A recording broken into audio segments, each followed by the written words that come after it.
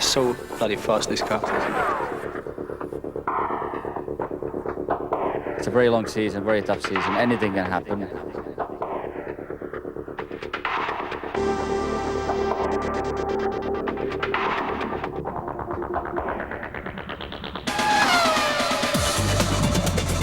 Come on, you can do it.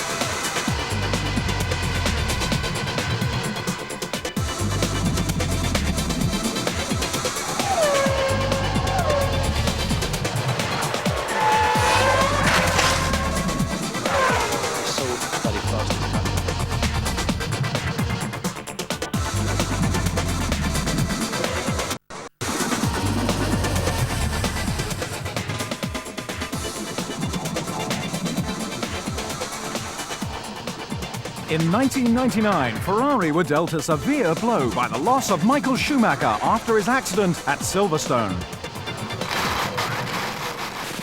Eddie Irvine then fought the championship with vigour. Schumacher's stunning return in Malaysia helped secure the Constructors' title for Ferrari. But it was Mika Häkkinen lifting the Drivers' Championship trophy.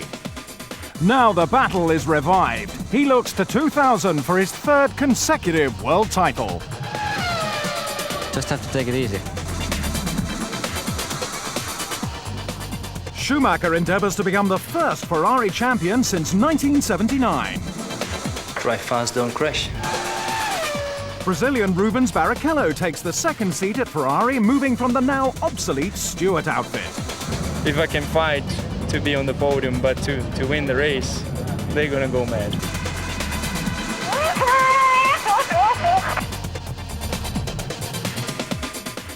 Eddie Irvine joins fledgling team Jaguar alongside Johnny Herbert. We will do it. And attracting major interest, Brit Jensen Button arrives at Williams BMW. We're gonna give it some large. Yeah. Go, go, go, go!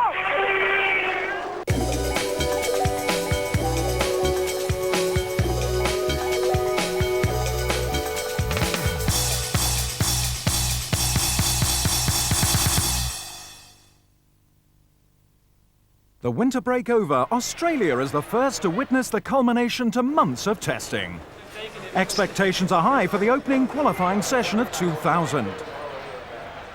20 minutes into the hour, Mika Häkkinen opens up the challenge for pole.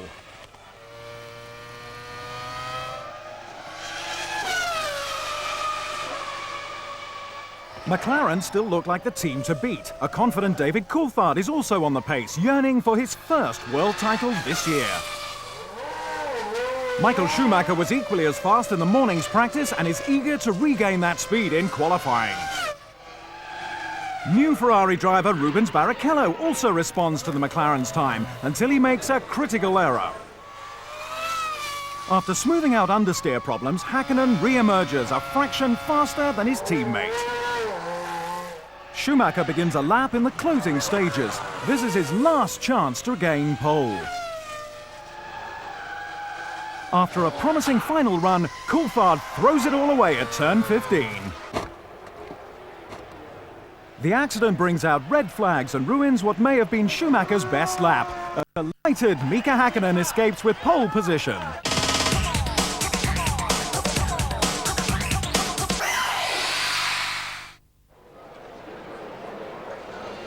A ceremony styled in typical Formula 1 fashion graces Melbourne, Australia on race day. Regardless of McLaren's domination on the front row, both drivers know Ferrari are competitive. Schumacher shows supreme confidence in his car, and Barrichello was strong in qualifying.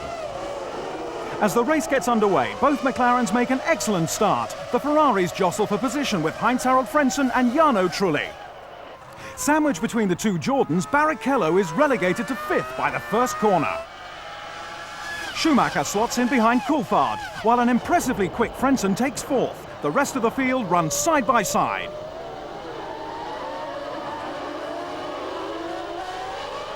In Jaguar's debut race, Johnny Herbert's car is tipped off the track, although it's a clutch problem that causes his retirement after one lap. Schumacher keeps the pressure on.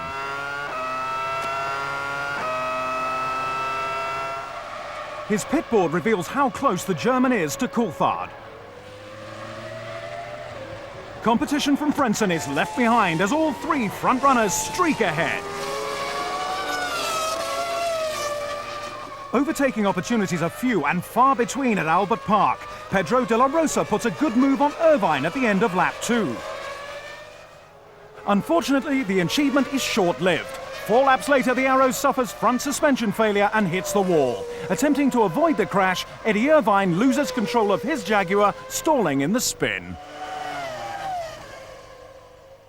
The safety car is brought out while the debris is cleared. It's a disappointing finish for the new team. The presence of the safety car puts a temporary halt to any overtaking.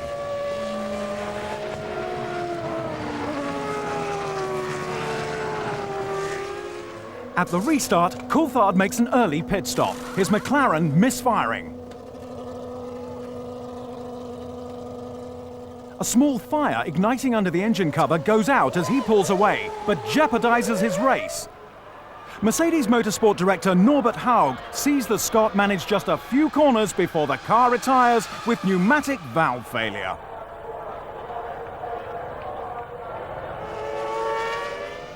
Barrichello is now 4th, but is still paying for his tardy start.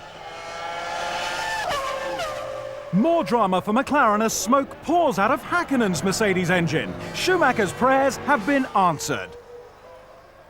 Häkkönen cruises into retirement and the German takes the lead. Another pneumatic valve failure ends the English team's race. An extensive winter testing program does not mean the car's infallible.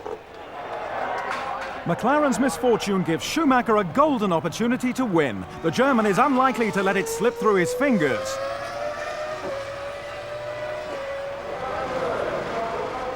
It seems only a well-executed pit stop is going to get Barrichello past Frentzen. The Brazilian will rely on master strategist Ross Brawn to help him leapfrog the Jordan. Trulli's race is over on lap 35. His Mugen Honda engine decides to blow in a big way. Jordan add to their disappointment 4 laps later, when a gear selection problem forces Frentzen out of the race. This frees up Barrichello, who becomes the quickest man on the track. On lap 45, the Ferrari debutant moves out of Schumacher's slipstream to take the lead, but all is not as it seems. The Brazilian has been switched to a 2-stop strategy. Schumacher moves up again. With both Jordans gone, Ross Brawn's tactic has cost Barrichello any chance of a win. Ralf Schumacher's 3rd place is a great start for Williams BMW. The Schumacher family looks set to monopolize the podium. Emotions are highly charged by Ferrari's 1-2 finish in the first race. The team finally seem ready to take on the mighty McLaren. Imagine how long we're in Ferrari. It's the 5th time we try to win this Australian Grand Prix and be competitive from the beginning of the season. Thanks really to the guys. They have done a fantastic job. I mean, not just the car is reliable, but it's so bloody fast, this car. I'm really, really delighted to drive this car. A win at Australia had eluded Schumacher throughout his career. Barrichello hasn't finished as high as 2nd since 1997. A good Ferrari debut for the Brazilian. The Australian Grand Prix was a bittersweet experience for Mika Salo. Having finished 6th, he was later disqualified. His Sauber's front wing end plates were 20 millimeters too close to the center line of the wheels. Yeah, well, it's disappointing because the points are never easy to get, so it would have been nice to keep them. Jenson Button was the centre of attention at Albert Park. The youngest British driver to ever start a Grand Prix gave a strong performance and was on course for a points finish until his BMW engine failed. It's been a great race, starting in 21st and getting up to 6th. It's been a good race, a good start to my career in F1, I think.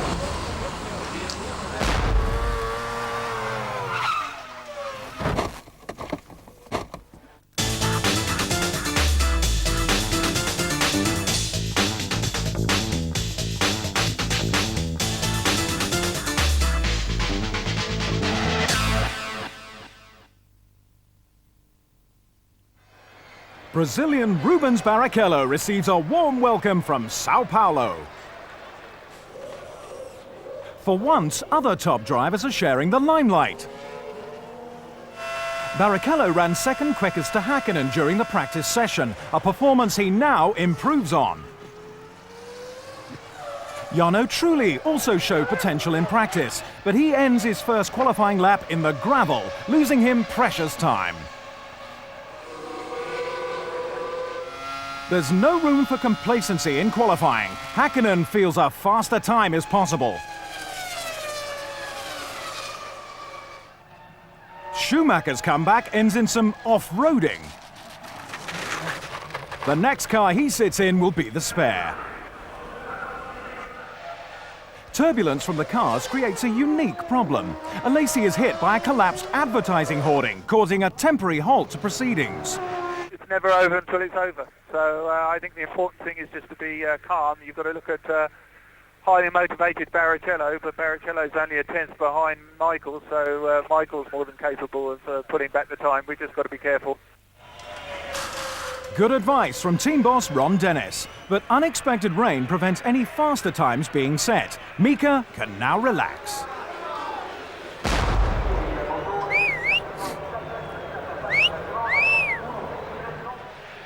Overcast and hot is how the drivers and fans find Sao Paulo on race day. Excitable Barrichello fans shake the circuit foundations, chanting and banging drums in honor of their Brazilian hero. The noise just serves to enhance the tension. McLaren drivers tie up the front row. Jaguar show promise with Irvine starting 6th. An empty garage marks Sauber's absence from the race. A problem first occurred in practice. A crash was caused by Saulo's rear wing becoming unfastened. Both drivers suffered similar incidents, resulting from the bumpy track. Sauber reluctantly withdrew from the race on safety grounds. As the lights dim, it's a good start for Häkkinen, who fights off the attentions of Schumacher. The German deprives Coulthard of second, who was slower off the grid. It's not the start McLaren needed. Both Ferraris are on two-stop strategies and are subsequently lighter on fuel. Schumacher doesn't waste time staring at Häkkinen's rear wing. He passes at the start of lap 2.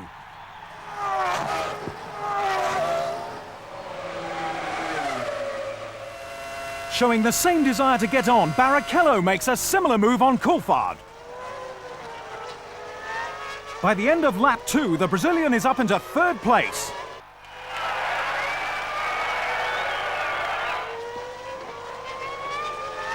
From 12th on the grid, Jarno Trulli carves through the field. He seems to have hooked up the Jordan better than his teammate Frentzen.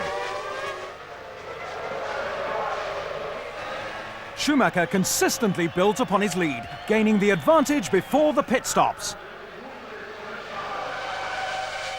Trulli's qualifying problems are slowly being redeemed. Fisichella is next to be passed. Häkkinen's fuel-laden McLaren has held up Barrichello for several laps, but impressing his home crowd gives the incentive. The Brazilian eases past and up into 2nd place. Mercedes power is no match for Ferrari today. Overestimating the Jaguar, Irvine crashes out from 6th, marking his 2nd retirement in as many races.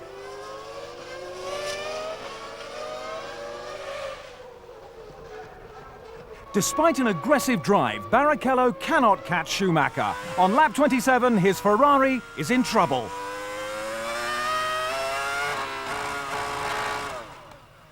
The car is crippled by hydraulic failure, destroying any chance of repeating Ferrari's Melbourne result.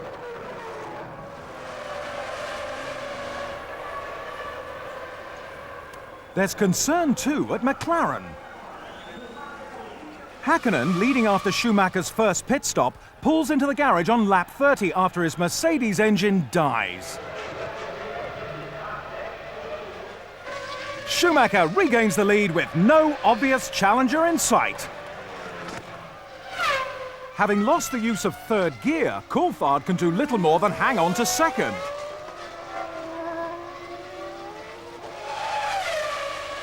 Flavio Briatore is a new face at Benetton, but he's not that unfamiliar.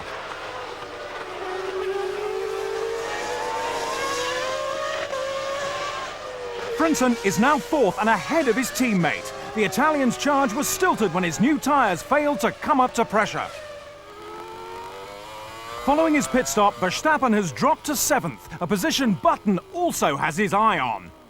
The F1 new boy shows great potential on a track he doesn't know well. He moves closer to the points on lap 55.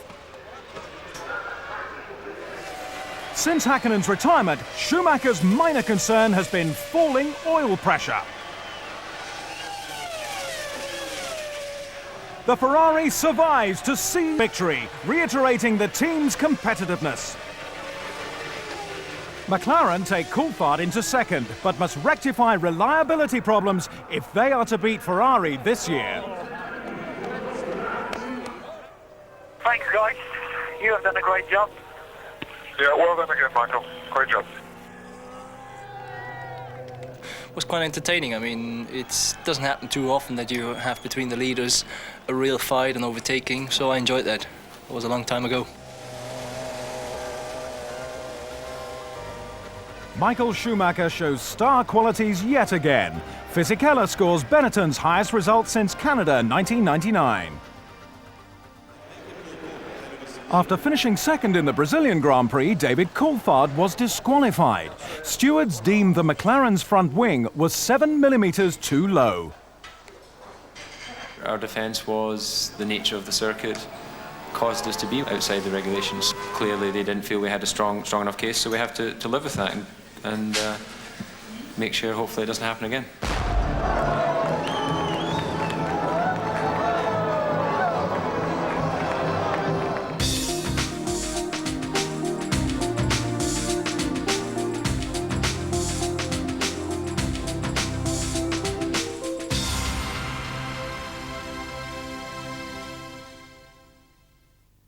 Imola is a tranquil town. That is until Formula 1 invades for the San Marino Grand Prix. The deafening noise is as much from the Ferrari fans as it is from the engines. David Coulthard usually goes well at this circuit. It is no surprise, therefore, that he has the fastest time after the first set of qualifying laps.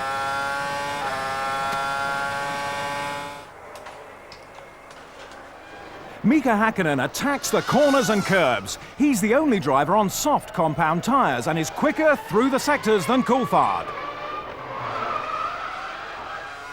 In front of an adoring crowd, Michael Schumacher makes his final run. It's by no means a perfect lap, but with few minutes of the session left, a Ferrari tops the timesheets.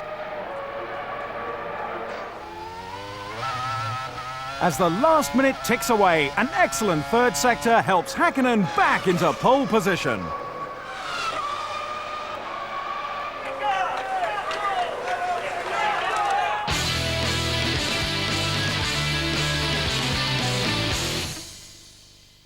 A red hue emanates from around the assembled Tifosi, all hoping for a Ferrari win, but Mika Häkkinen has other ideas.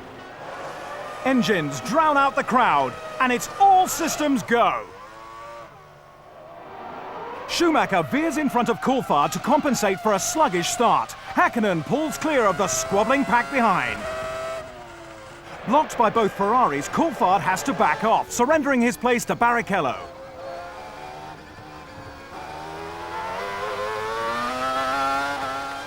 A lightning start by Villeneuve puts him from 9th to 5th at the first corner. The two Jordans of Trulli and Frentzen follow.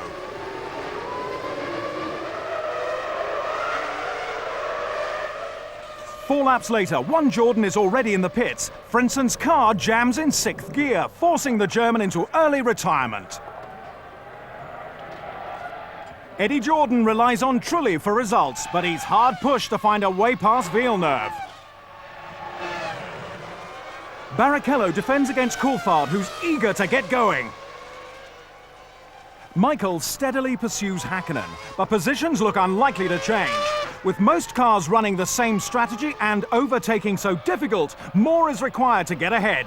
Häkkinen has a 4-second lead. in for his second pit stop, Villeneuve links up with the BAR crew. Outstanding teamwork sees them perform one of the fastest stops of the race. For the past 13 laps, the Canadian had been challenging Ralf Schumacher for 5th place. The German is now out of fuel and out of the race on lap 45. Having broken his crutch straps on the grid, Barrichello's drive may be uncomfortable, but it doesn't account for his lack of pace. An impatient Coulthard is still unable to pass. Hakkinen pits after a very short middle stint. His Mercedes engine has momentarily cut out on the track. His lead is down to 2 seconds. The McLaren's electronic glitch turns the race situation into Schumacher's favour, and he now has a chance to stay ahead. An opportunity also arises for Coulthard as he and Barrichello pit on the same lap.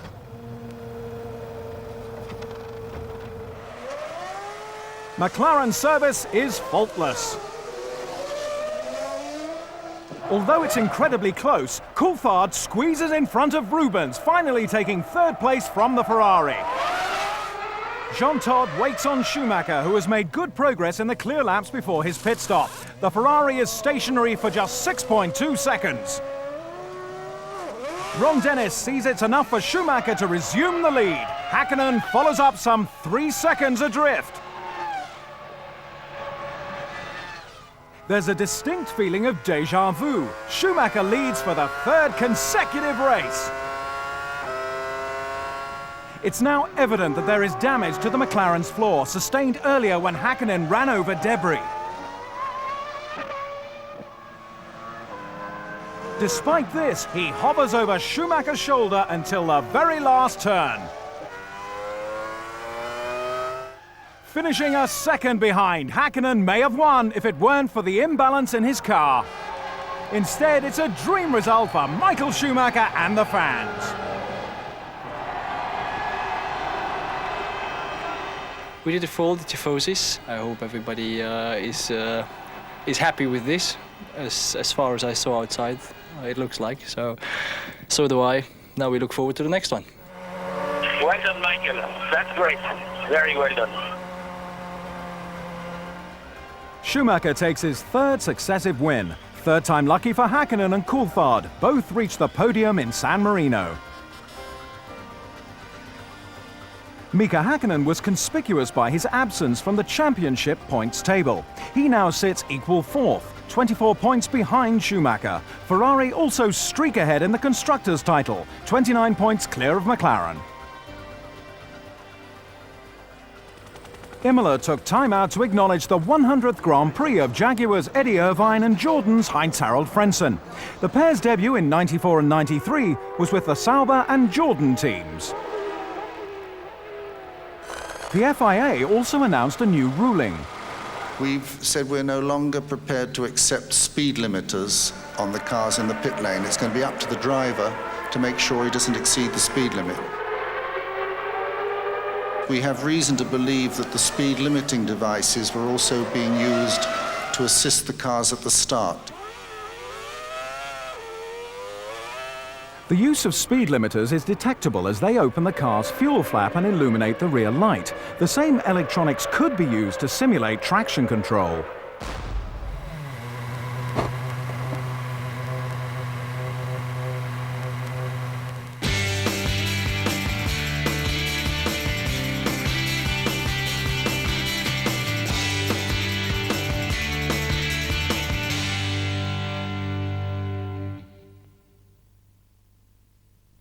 Formula 1 makes an earlier than usual call on Silverstone, which has been subject to persistent rain.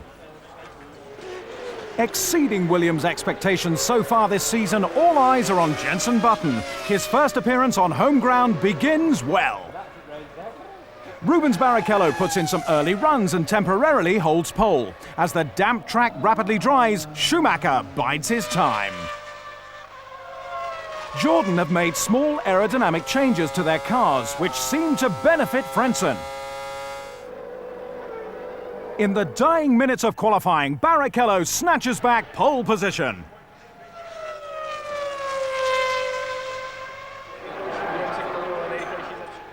Mika Häkkinen's run is slowed when yellow flags are waved for Jarno Trulli's spun Jordan.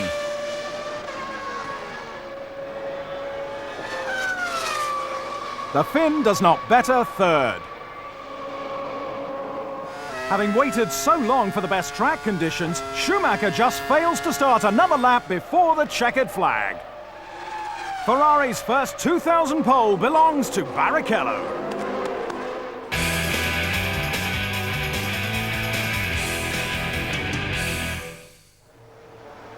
As the countdown to the British Grand Prix gets underway, celebrities and fans are all gripped by F1 fever. Some drivers find time for a smile before taking their positions in the unusual grid formation. The adrenaline gets pumping as the lights illuminate. At the cue, the cars jump into action. Michael Schumacher has a disastrous start from 5th. Button and Villeneuve both get past, and he's side by side with brother Ralph into Copse. A lackluster performance from the championship leader. Barrichello leads Frentzen, Coulthard, Häkkinen and Button. Ralf Schumacher, ahead of his brother, has also taken Villeneuve. Both Williams in the points marks the team's best performance this season. Try as he might, Michael Schumacher cannot find a way past Villeneuve's BAR and may have to sit it out until the pit stops. Barrichello gets a reminder of his narrow lead. Häkkinen runs wide as he struggles with understeer on the McLaren. Verstappen's Arrows suffers electronic failure, making him the first car to retire. As Frentzen comes in for a scheduled pit stop, he hands second place to David Coulthard, who is still out on the track.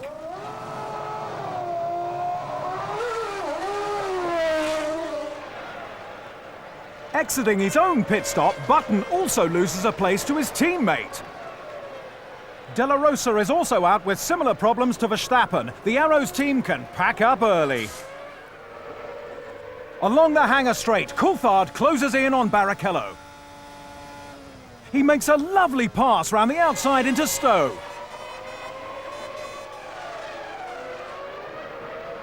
Häkkinen comes in on lap 31, his one and only stop of the race. Overseen by Ron Dennis, the crew makes small adjustments to the McLaren in an attempt to improve the handling. Now running second, the engine telemetry shows an irregularity with Barrichello's Ferrari. On lap 33, Coulthard brings the McLaren into the pits.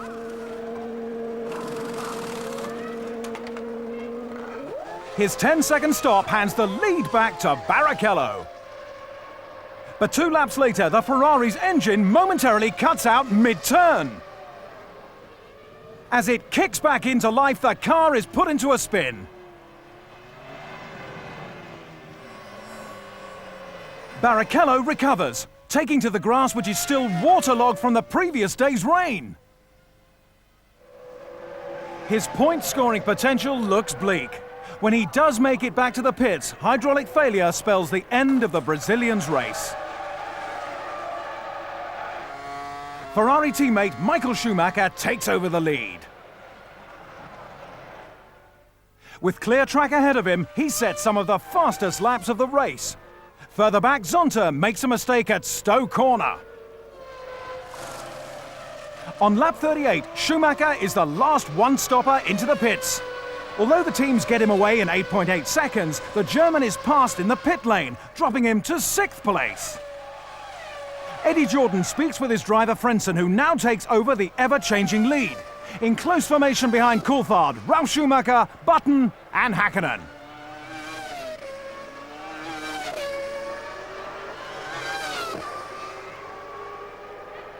Frentzen pits 3 laps later. Jordan's 2-stop strategy denies him the lead. Schumacher's Ferrari, heading towards Copse, signifies Frentzen is rejoining in 6th. The 2 Williams drivers running 2nd and 3rd have yet to make their final stops, which will advance Frentzen through the field. Unfortunately, the German slows just 6 laps from the end. His Jordan stuck in 6th gear. Frentzen cruises to retirement.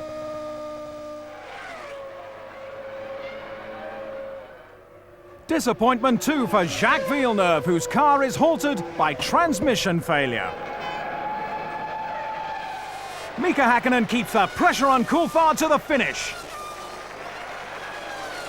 But the Scot is first to cross the line. It's a proud moment for David. Victory is always sweeter on home ground. It's great for the team. We've got both cars, first and second. Obviously, I'm very happy for myself to win this race, to win it a second time. And, you know, I'm really looking forward to the rest of the season.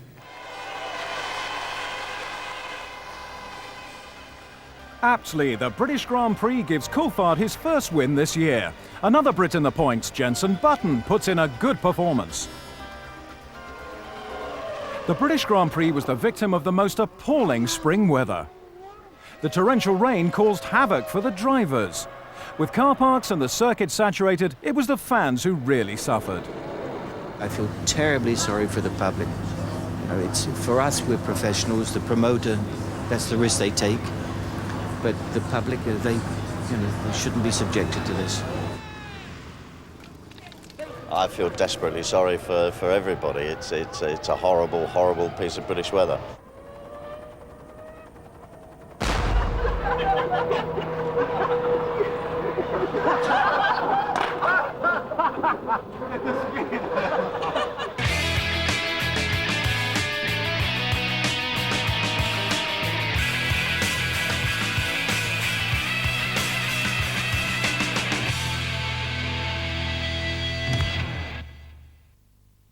Barcelona is the city, Circuit de Catalunya the venue.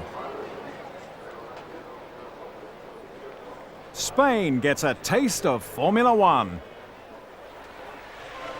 Jordan driver Heinz-Harald Frentzen is on track within 10 minutes of qualifying opening. His new lap time becomes the standard to beat.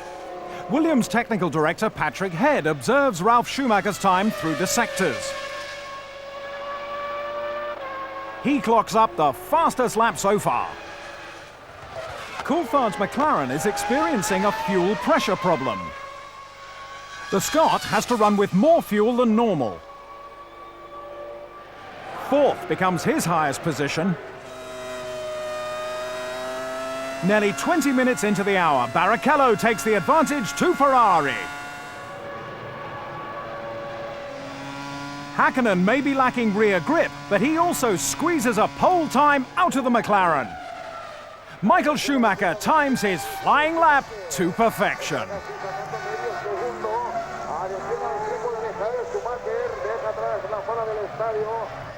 Temporary cloud coverage has dropped the surface temperature by 5 degrees Celsius, giving Schumacher a distinct advantage. In sharp contrast to the qualifying calamity at Silverstone, the German takes his first pole position of the season. The race foundations have been laid.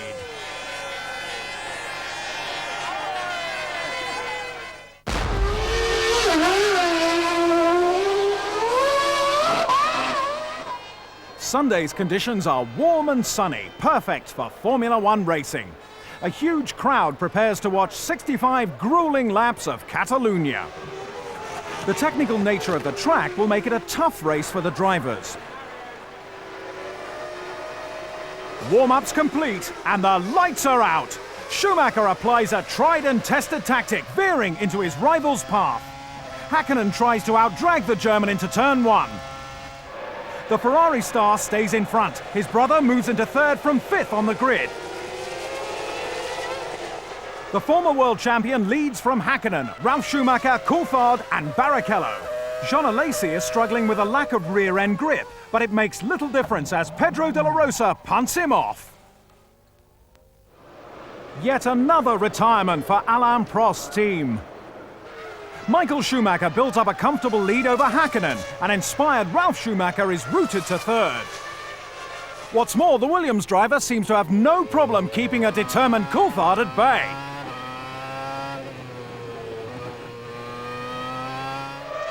Engine failure puts pay to what could have been a very good weekend for Villeneuve. Another frustrating race for Honda and BAR. The Ferrari pit crew prepares for the leader's first stop on lap 24. Each man has his own well-rehearsed task. Chief mechanic Nigel Stepney is the refueler. Although not seriously injured, he's put out of action when Schumacher is waved off too early. Coulthard is in for his first pit stop from 4th position. The McLaren pit crew give the all clear, but the Scot is having trouble selecting first gear. It's a costly delay. He had been fighting with Williams and Ferrari. Ralf Schumacher retains 3rd, but a quick stop by Barrichello could now leapfrog the Brazilian ahead of Coulthard. The English team's mechanics are quickly back in action as Häkkinen comes in from the lead. The Finn inherited first place when Schumacher made his stop.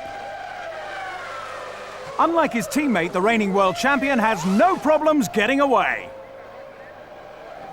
The pit lane speed restriction requires some restraint on the accelerator. Perhaps this contributes to Häkkinen losing track position to Schumacher.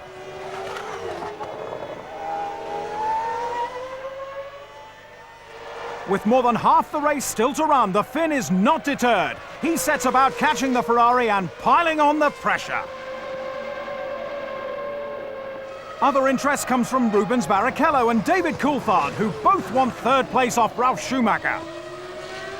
Catalunya doesn't offer many overtaking opportunities. More pit stops may resolve the battle.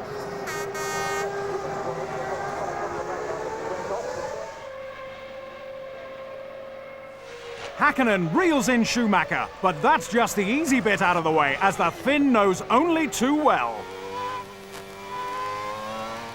Lap 41. Ralf Schumacher and Barrichello complete their 2nd stops. Having pitted 1 lap earlier, Coulthard is to benefit. He moves up into 3rd place.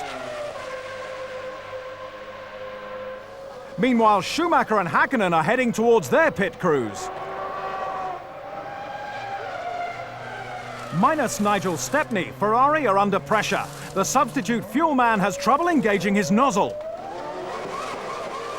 McLaren mechanics perform an average stop. Mika takes the lead with ease.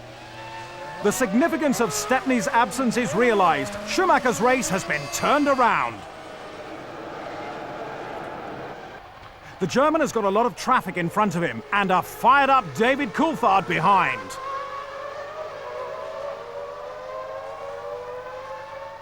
Catching a toe off the championship leader, Coulthard goes around the outside, taking the Ferrari #1 for 2nd place.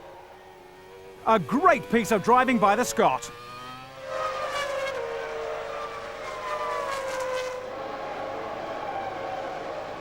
Ferrari eyes focus on Barrichello as he battles Ralf Schumacher for 4th.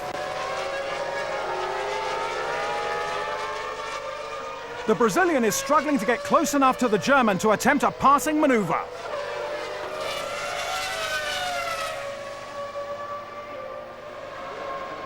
The Williams mechanics look on nervously as Ralf Schumacher catches up with his brother. The Ferrari driver has a slow puncture in his left rear tyre.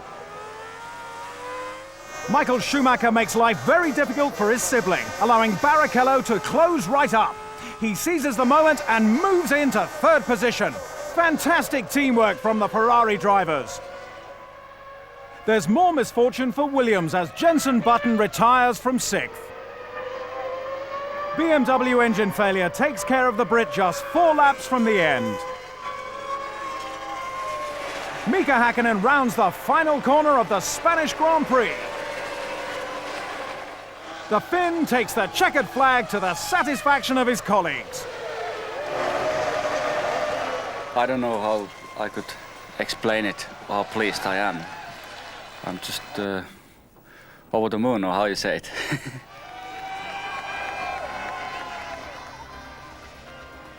McLaren drivers swap places on the podium, repeating Silverstone's 1-2 finish. Mika Häkkinen clocks up his first victory of the season. Häkkänen's win in Spain moves him up to second in the Drivers' Championship table. He's still 14 points behind the leader, Michael Schumacher. David Coulthard survived a terrifying plane crash days before the Spanish race, but insisted it wouldn't affect his work. Well, as soon as I knew physically I was fine to drive the car. Psychologically, I have absolutely no problem with driving at this circuit in this race so soon after the accident. The Scot was reluctant to speak extensively about the crash in which two pilots lost their lives. McLaren bosses praised Coulthard's decision to race, saying his resolve was remarkable. Coulthard later admitted that taking to the track had worsened his injuries, 3 cracked ribs and torn muscles. But he fought on aggressively, finishing second to teammate Mika Häkkinen. I felt I was pretty focused before, but I feel a renewed focus and a renewed determination to get as much out of every day as possible.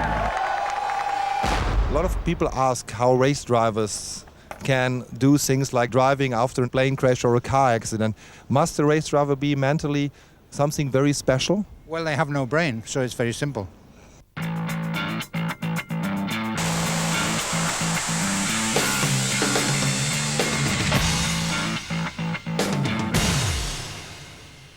The qualifying session for the European Grand Prix is about to begin, and changeable weather conditions look likely. Michael Schumacher is the German fans' favourite, but it's Mika Häkkinen taking to the track.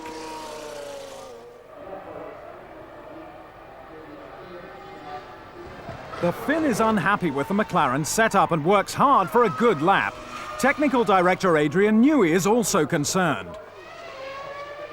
David Coulthard, on the other hand, is pleased with the balance of his car, and it shows as he moves into a potential pole position. Michael Schumacher, the early pole sitter, makes a mistake at the Dunlop curve. This doesn't improve his chances of stealing back the top slot. Showers now look imminent. John Alesi gets out of shape, leaving the Prost crew with some repair work later. Rain disrupts the last 30 minutes of the session and no more quick times are placed. David Coulthard takes his first pole position for nearly 2 years.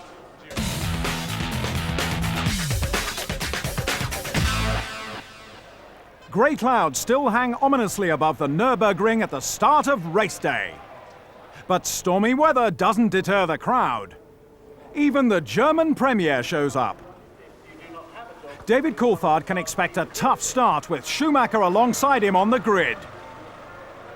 The cars wait for the lights. Häkkinen makes a blistering start. Fisichella bumps Trulli. The rest of the field pass him like he's stationary. Häkkinen and Coulthard have literally swapped places, with Schumacher still second. Trulli's crippled Jordan retires, its suspension wrecked. The first 10 cars run virtually nose to tail. Häkkinen tries to put some distance between himself and Schumacher. Lap 3 sees engine failure for Frentzen, the conclusion of a miserable weekend for Heinz. Both cars out spells disappointment for team boss Eddie Jordan. There's slight drizzle, but out in front it's still Häkkinen and Schumacher, pulling away from the rest of the field, although the track is visibly more slippery. It doesn't concern Schumacher. He excels in changeable weather and attacks into the chicane. A bold move which pays off on lap 11. The Ferraris run in sync as Barrichello makes a move of his own, this time to pass David Coulthard in the McLaren. Minardi's Marc Janet has problems resulting from an earlier spin. Diniz in the Sauber demonstrates the deteriorating track conditions.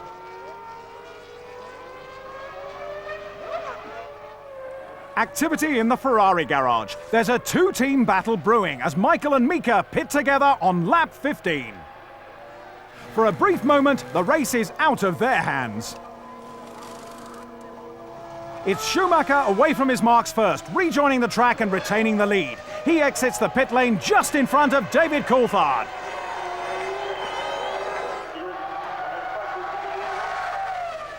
The Finn now has his teammate ahead, but wastes no time rectifying the situation.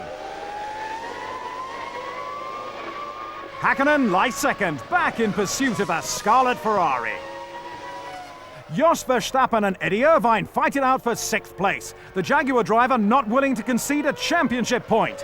Irvine's gritty determination doesn't reward and claims Ralf Schumacher's Williams in the process.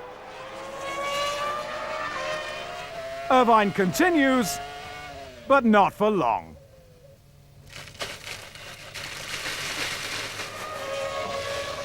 It marks Eddie's 3rd retirement in 6 races. Jaguar's disappointing season doesn't improve.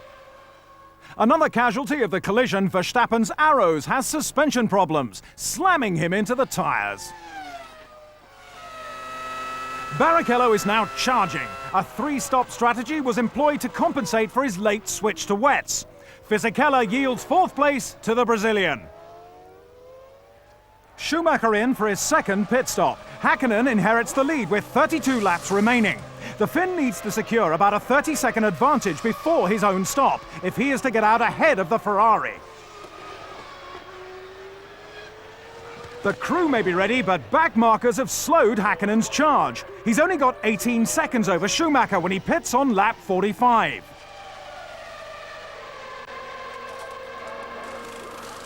It isn't enough. The German passes the pit lane exit. Mika has it all to do. Valve problems spell the end for Villeneuve. On track, Williams and Jaguar scrap for 7th. Caught out in the poor visibility, young Jensen Button runs up the back of Herbert. His crew waits to replace the damaged nose, but with water in the electrics, the Williams has shut down. Wirtz attempts an optimistic move on Herbert. Johnny's bad luck continues, just 6 laps from the end. Michael Schumacher takes the final turn in the European Grand Prix, a race he controlled with ease. Mika Häkkinen is the only other driver to finish on the same lap.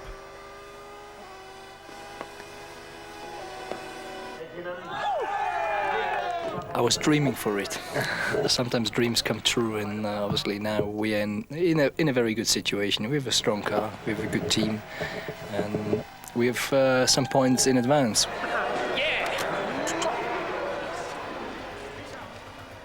This race brings Schumacher's winning tally to 4. Pedro de la Rosa scores Arrow's first championship point of the season.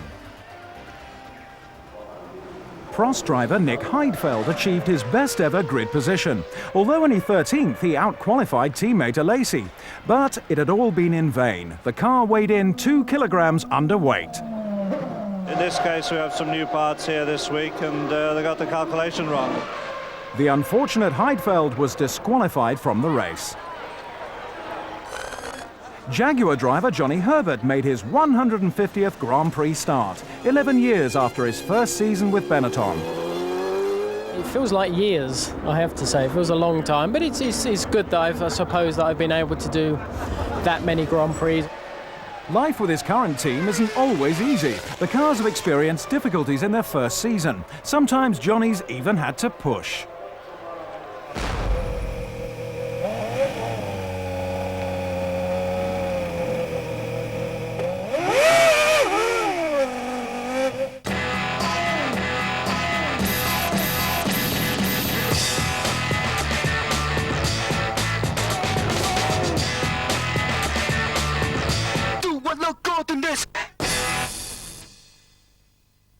The wealth and glamour of Formula 1 is never more evident than at Monaco. In front of the world's media, the sports stars prepare for qualifying. David Coulthard, a podium finisher in the last 4 races, was the fastest in practice.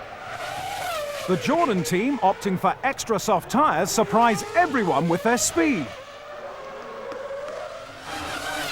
Challenging Trulli's time, Coulthard runs 1/10 of a second quicker to take provisional pole.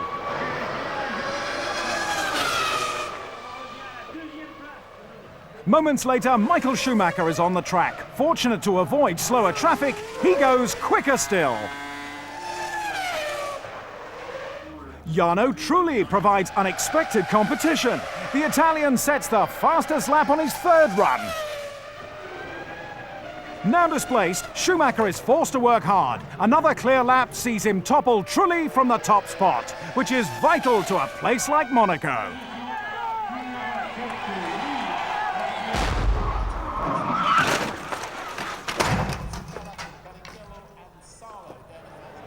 Here at last is the jewel in F1's crown, the Grand Prix which most drivers aspire to win.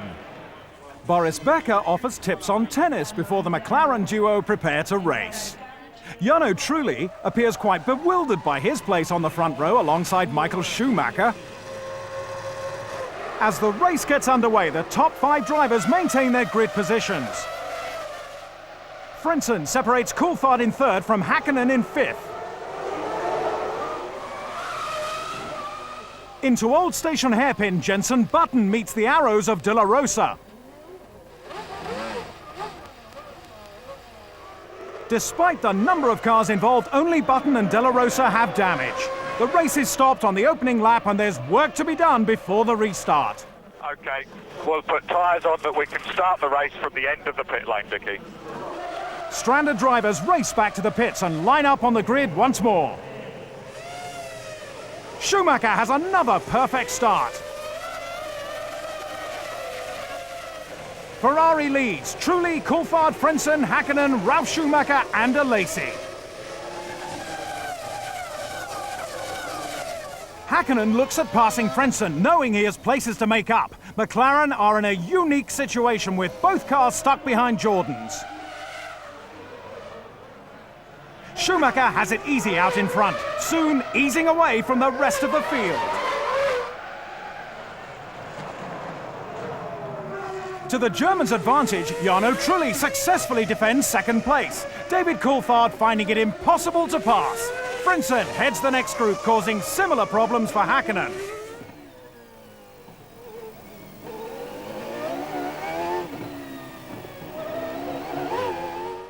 Schumacher, increasing his lead by around a second a lap, demonstrates his dominance on the narrow street circuit.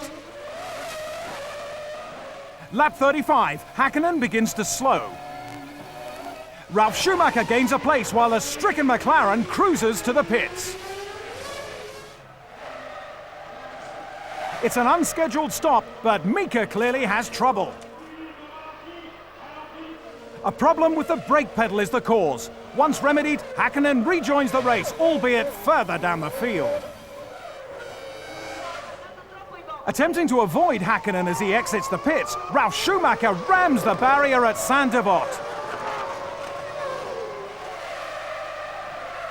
Throwing immediate doubt on his presence in Canada, he hobbles away, having sustained a deep cut to his left leg. Jarno Trulli has driven well to keep David Coulthard at bay. Sadly, gearbox failure destroys the Italians' chances of a podium finish. Bitter disappointment for Jordan. Schumacher has now pulled out a considerable lead, but without the Jordan in his path, David Coulthard begins setting new fastest laps.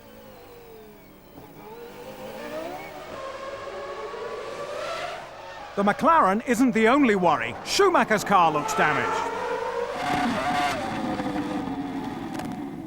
As something gives way, the German is forced to slow, limping towards the pits on lap 55.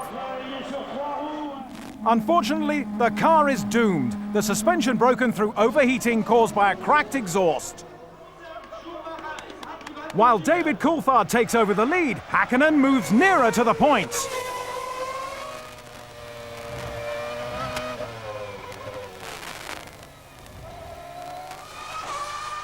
Like others before him, Frentzen becomes a victim of Saint-Devote. Driver error is to blame. Heinz throws away second place. It's a disastrous finish for the Jordan team, who had so much potential going into the race.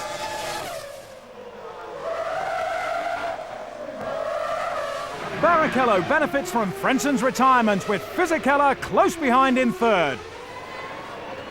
Some 20 seconds ahead, David Coulthard negotiates the final stages of the twisty street circuit. Winning at Monaco is a prestigious moment, and the Scot is a popular victor. I've benefited today from problems with Michael and with Jarno, but that's Monaco, and I've had I think my fair share of bad luck over the years, so I'm quite happy to take this win today.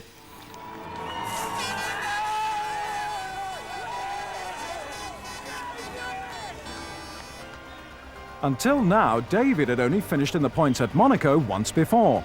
Häkkinen scraped 1 point at the end thanks to Frenzen's retirement. With this win, Coulthard moves above his teammate in the championship table, 12 points behind leader Michael Schumacher. McLaren are closing in on Ferrari for the Constructors' title. The gap narrows to just 5 points.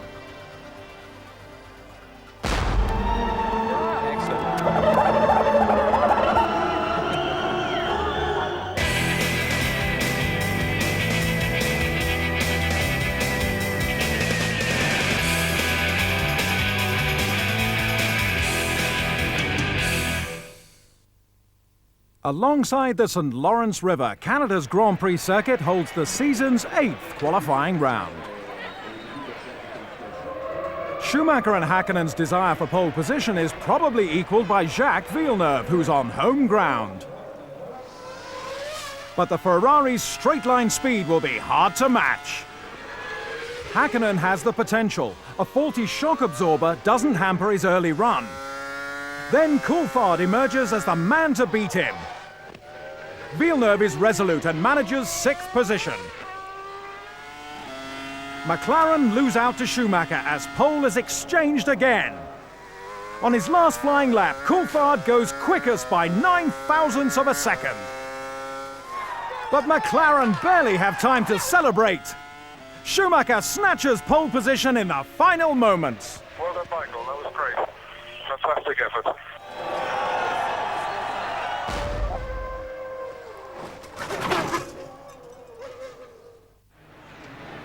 The race takes place at the Gilles Villeneuve circuit, named after Canada's racing hero.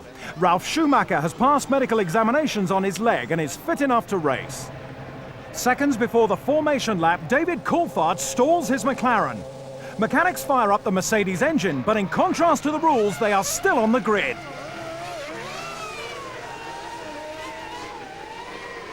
Uneasy glances fill the McLaren garage as they ponder the consequences. David falls into place alongside Michael and concentrates on the race. Using his uncompromising tactic, Schumacher slices across Coulthard's path and into the lead. Jacques Villeneuve makes an astonishing start, moving from 6th to 3rd. As the race gets underway, Eddie Irvine is left standing with a clutch problem. The positions settle down, leaving Häkkinen a disappointing 5th. Handling the arrows with confidence, Pedro de la Rosa moves into 6th. A lap and a half down, Irvine joins the race. Villeneuve slips back 3 seconds from the leaders, holding up faster cars like Barrichello and Häkkinen. Coulthard loses 2nd place. McLaren's starting grid drama incurs a 10-second stop-go penalty. After his setback, his race prospects look bleak. David finds himself down in 10th. His main threat removed, Schumacher is in a race of his own. Lap 25, Barrichello finally passes Villeneuve for 2nd at the hairpin. He begins pulling away with incredible pace. Around this time, the circuit gets a sprinkling of rain. Frentzen pits with concern over his brakes. Leave the rear tyres off, we need to look at the disc. Leave the rear tyres off, we need to look at the disc. He's forced into retirement on lap 32.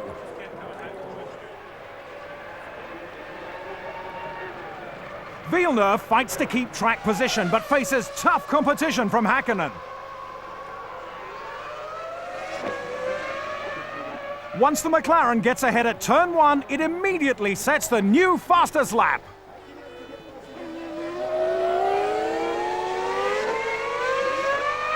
After making his first pit stop, Schumacher sees Häkkinen in his mirrors, but the Finn has yet to stop himself. Still clinging to 4th place, Villeneuve pits. He takes on new slicks just as the rain gets heavier. The track becomes more slippery as Schumacher pits on lap 45. He takes on wet tyres.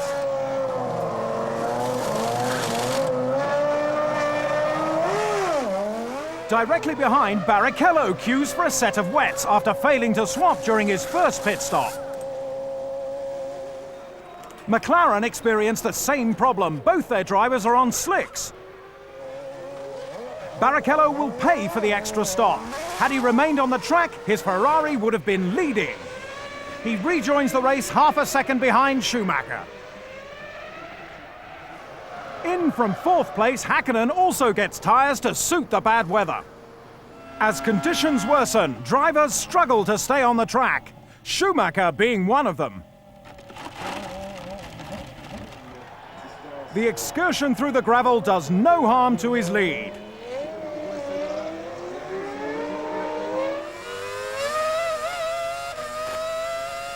Lap 64, Villeneuve takes out Ralf Schumacher on the hairpin. A promising start for BAR ends in one swift move. Jacques apologises for the incident, which concludes a poor race for Williams BMW. Coulthard in 8th attacks Alex Wurz, who sustains damage to his front wing, but continues.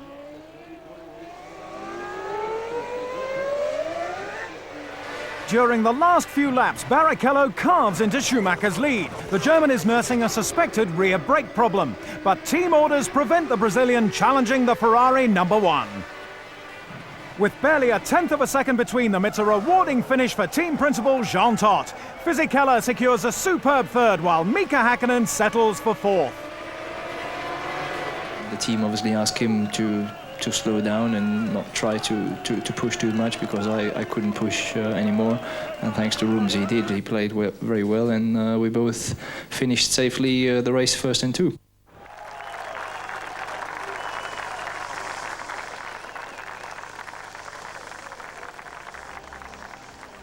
Second place is becoming familiar to Rubens Barrichello. Briatore pumps up Benetton, giving Fisichella another podium finish. Michael Schumacher has a comfortable 22-point lead in the championship. From position 4 downwards, there is no change from the last race.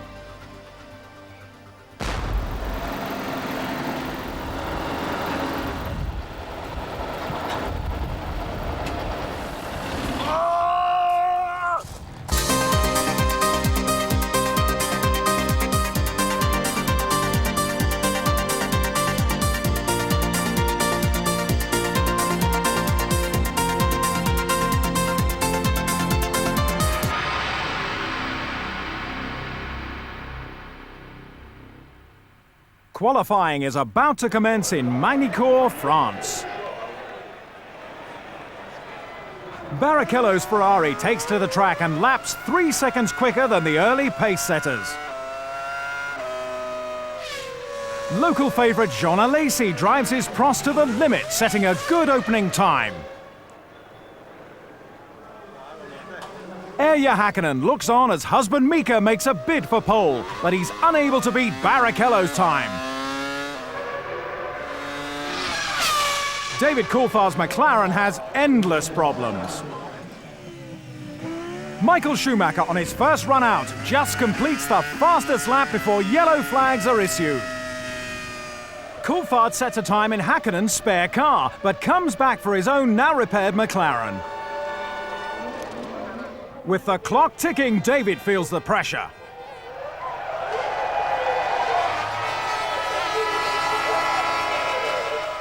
In the closing stages of the session, 3 men aim to beat Schumacher. Coulthard claims second fastest. Barrichello takes third on the grid. Häkkinen cannot improve his time and sits a surprising 4th. Michael Schumacher adds pole position number 27 to his career file.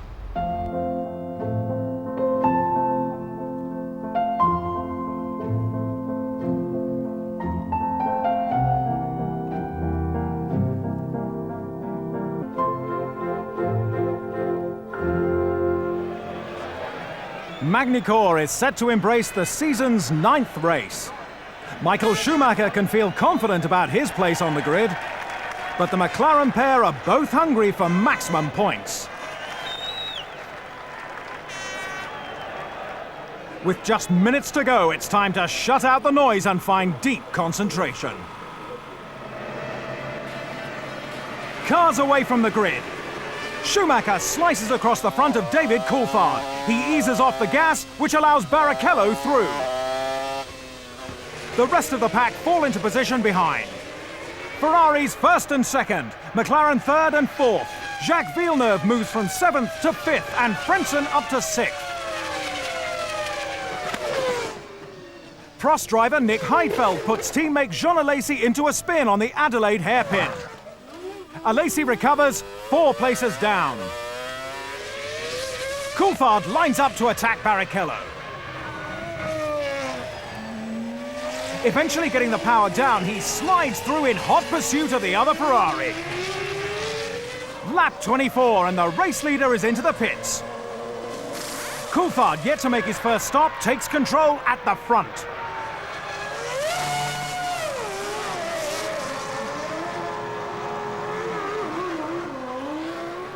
One lap later, McLaren and Ferrari have Rubens and David in together.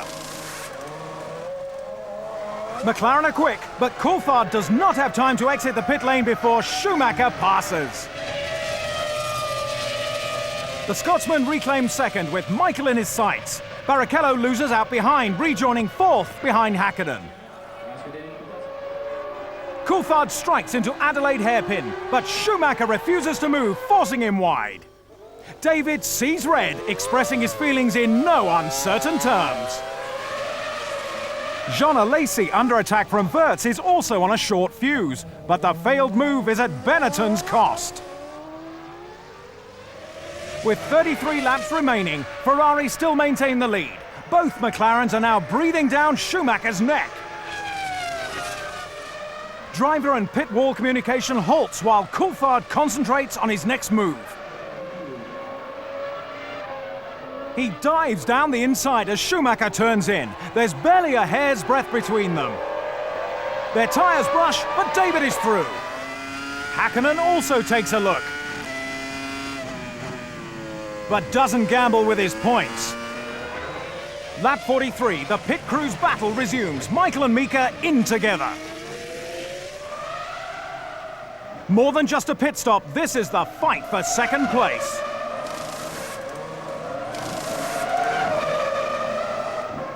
Schumacher comes off better, Mika snapping at his heels. David Coulthard motors on, waiting for his own second stop.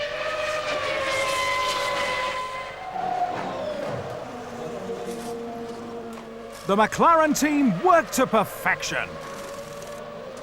Schumacher pushes hard to steal back the lead, but Coulthard exits the pit lane in good time. After 4 laps in the Jordan's dirty air, Ralf Schumacher passes Jarno Trulli. The move puts him 6th, stressing the improvement of the Williams team. Hakkinen, threatening the Ferrari, receives an invitation to pass on lap 59, a rare opportunity which is seized on immediately. Moments later, shock in the Ferrari camp. The engine is blown on Michael Schumacher's car. Remembering David's problems in qualifying, the Scot is told to ease up. Neither McLaren nor Coulthard want to risk 10 championship points in the closing stages. Not all the action's at the front. Ralf Schumacher has reeled in Jacques Villeneuve in the BAR, but time is running out. As his crew wait to greet him, David Coulthard rounds off a superb drive to take victory for McLaren.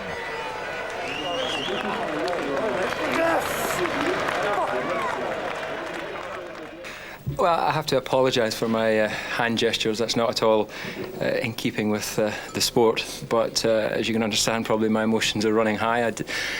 I know to be in a battle, in a position to battle for the championship, I needed to win here today, and that's what I'm trying to get done.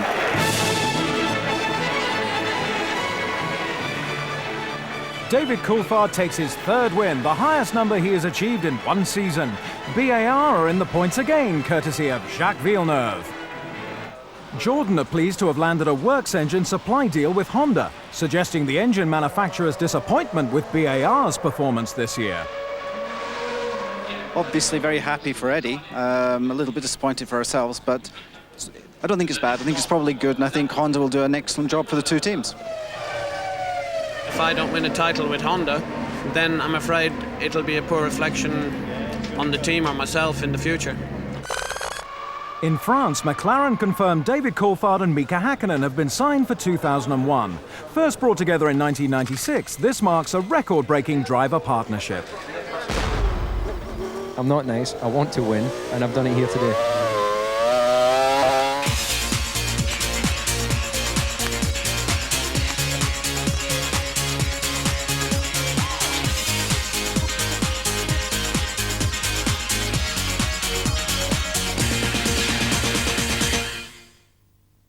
Host to the Austrian Grand Prix since 1997, the A1 Ring prepares for F1 qualifying.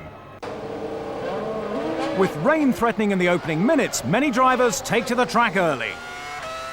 Rubens Barrichello puts in a good lap before the clouds break. Teammate Schumacher is surprisingly slower. Exceeding the limits of the BAR, Jacques Villeneuve ruins a fast lap. Schumacher comes in for work. David Coulthard takes advantage of an empty track. Schumacher must watch and wait as main rival Häkkinen also clocks up a fast time. McLaren look quietly confident. Back on the track and feeling the pressure, Michael Schumacher makes a mistake.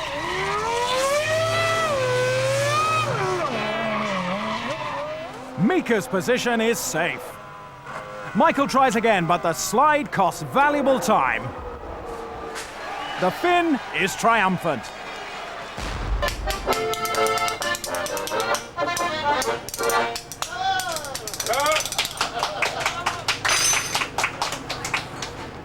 The serenity of the Styrian Mountains is about to be disrupted by the race. But there's always time for a bit of star spotting on the grid. Celebrities like Placido Domingo and Bryan Adams mingle with the F1 drivers. Luciano Berti replaces Eddie Irvine, who has suspected appendicitis. It's a clean start for both McLarens, but Mika Häkkinen edges in front and down towards turn one. Schumacher suddenly spins in a cloud of tyre smoke. Catastrophe for Ferrari at the first corner. The safety car is brought out while the carnage is cleared. The replay shows Zonta's BAR clips the back of the Ferrari. In a separate incident behind, Diniz pushes Fisichella into the wall. Trulli is simply blocked. Through all this, Mika Salo emerges third, De La Rosa fourth, with both McLarens up front. On lap 3, the safety car leaves the track and racing resumes. Rubens Barrichello begins carving through the field, despite having a broken rear diffuser from the first corner incident. Just outside the points in 7th, Frentzen spins out dramatically, sliding on his own oil after a blown pipe. Both Jordans are out after just 4 laps. On lap 8, Barrichello passes Mika Salo, who's now 4th. Mika Häkkinen extends his lead, pulling away from the rest of the field at around half a second a lap. Even teammate Coulthard, with a slightly heavier fuel load, struggles to keep up with the Finn. Ricardo Zonta and Pedro Diniz are issued with stop-go penalties for their part in the first corner clash. Each car is held for 10 seconds by their crew. Pitboard instructions tell Mika to minimize the revs. There's no need to jeopardize the car while so far ahead.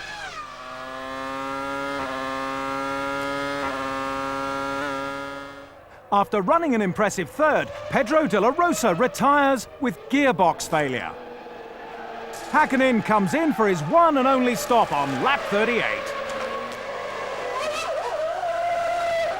Meanwhile, David Coulthard takes over at the front, picking up the speed with a clear track ahead. 4 laps later, it's time for the Scots' own service. A flash of silver is Häkkönen's McLaren passing the pit lane. David fails to turn the positions around.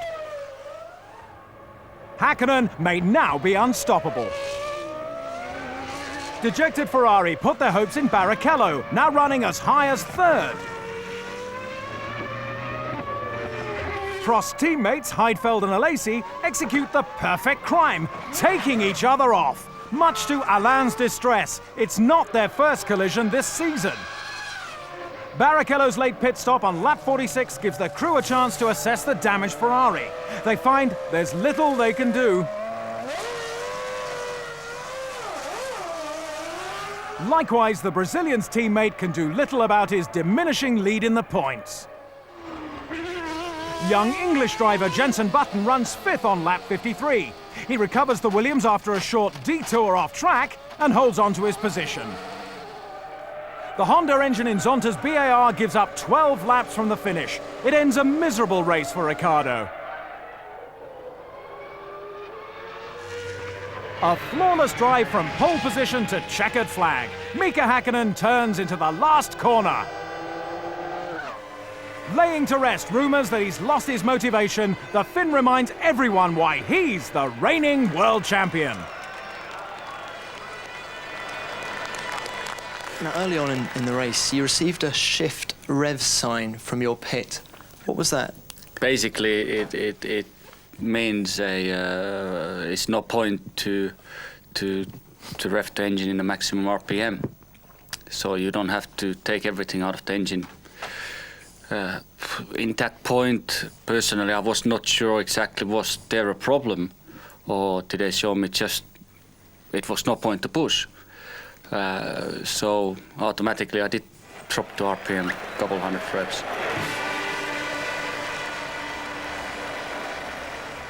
Austria sees Häkkinen take his 2nd win of the season. Jenson Button equals his highest position for Williams BMW. The Jordan team were busy at the negotiating table before the start of the Austrian Grand Prix. Frentzen stays for next year. Benetton-bound technical director Mike Gascoigne has been released from his contract. Trying to find out what's best for Mike, of course what's best for Jordan, and to see if all of those things can happen together, and I'll discuss over the weekend with Flavio what his interests are, and then we'll go back, think about what the best interest for Jordan is, and come up with a solution, I hope, very quickly. No, somebody hit me in the back and turned me around. Be careful.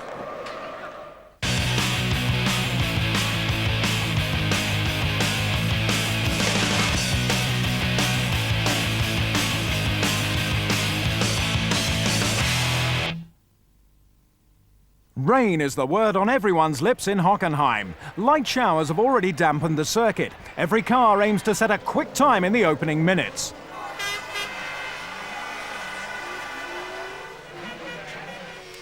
David Coulthard shows dexterity in the slippery conditions, setting a lap time 1.4 seconds faster than anyone else. 20 minutes into the session, Fisichella makes a superb effort in the Benetton. Position 2 at the moment. The rain continues to pour, soaking the track between the 1st and 3rd chicanes. Coulthard's pole time is unchallenged until a break in the weather. Sharing the T-car with Schumacher, Barrichello has yet to qualify. The best he can offer on a wet track is 18th. Michael makes one last bid to knock David off the top while the rain holds off. Although his time improves, the German only manages 2nd and pole sitter Coulthard takes the limelight.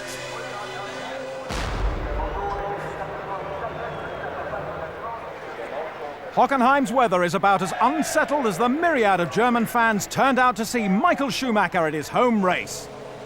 David Coulthard will be mindful of the start in France when Schumacher swerved in his path. At the off, he mimics the German's move. Mika Häkkinen fires past them both. Schumacher changes his line, blocking Fisichella. Both cars exit the race at the first corner.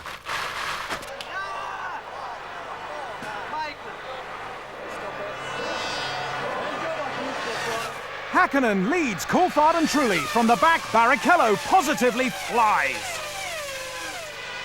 Words are exchanged about the crash, but thankfully, no more. Utilising a car light on fuel, Barrichello tracks and attacks one car after another.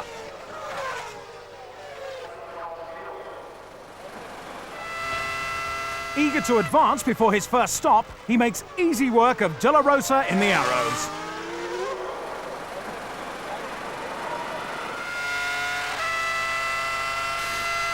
Finally, Trulli is conquered, placing Barrichello third on lap 15.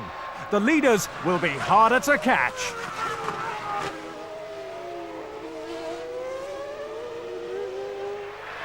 Häkkinen and Coulthard have a clear advantage. McLaren can barely believe their luck. Rubens makes a quick first stop at only 7.2 seconds. Suddenly, a spectator invades the track. There is no alternative but to deploy the safety car. Häkkinen immediately makes his pit stop. Ron Dennis considers the consequences for David Coulthard, who will now have to queue behind the safety car. On the next lap, he peels off into the pit lane. The fuel flap is open and the crew on standby.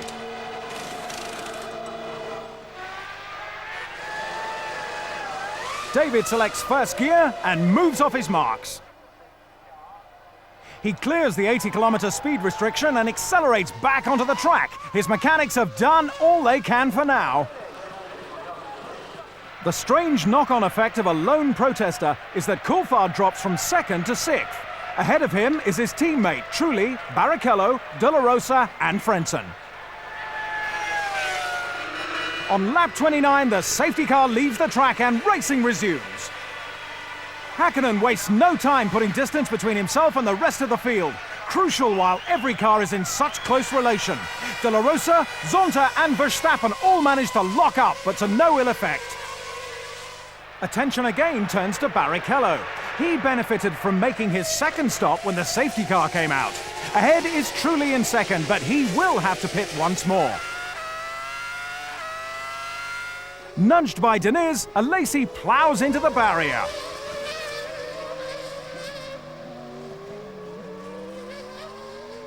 Team boss Alain Prost has another wreckage on his hands.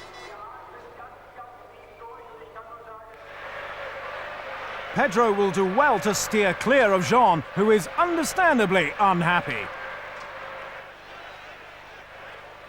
The safety car is brought out for the second time while the debris is cleared off the track. From the spectator's point of view, this can be incredibly dull, but the entertainment value may be rising. Eddie Jordan feels the first signs of rain. The race proper restarts on lap 32. As all cars proceed along the pit straight, Wurtz's Benetton skids off, coming to a rest before making contact with car or barrier. Localized showers then hit the stadium end of the circuit. As Hockenheim is plagued by rain again, everyone shows caution. Ron Dennis takes stock of the situation. Mika Häkkinen opts for wet tyres, as does Jarno Trulli. Notably, Barrichello is one of the few to stay out. The pit lane is a sudden hive of activity. Häkkinen and Trulli, not wishing to gamble with the weather, lose their top positions. Barrichello is promoted to the front.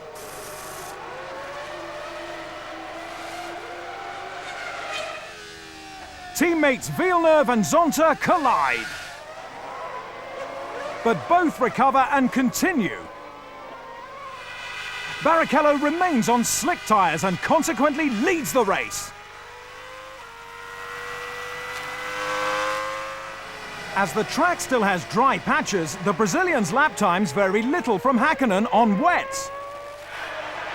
Frentzen is forced into retirement with electrical failure. It couldn't be more disappointing for the German, who was in line for a podium finish.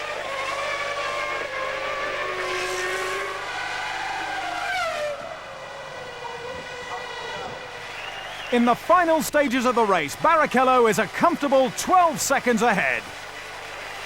Taking the checkered flag is an overwhelming new experience for the likeable Brazilian. That was unbelievable. Just unbelievable. Great drive.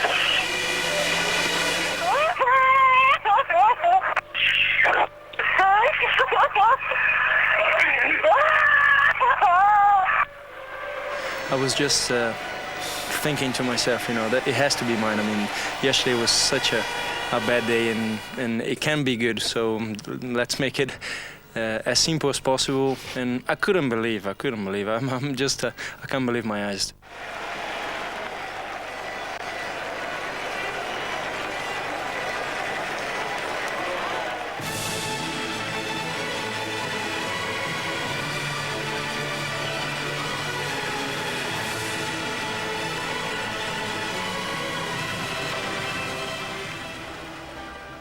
After 123 starts, Rubens Barrichello takes his first ever Grand Prix victory. Michael Schumacher's last 3 race retirements have allowed Häkkinen and Coulthard to come within 2 points of his championship lead.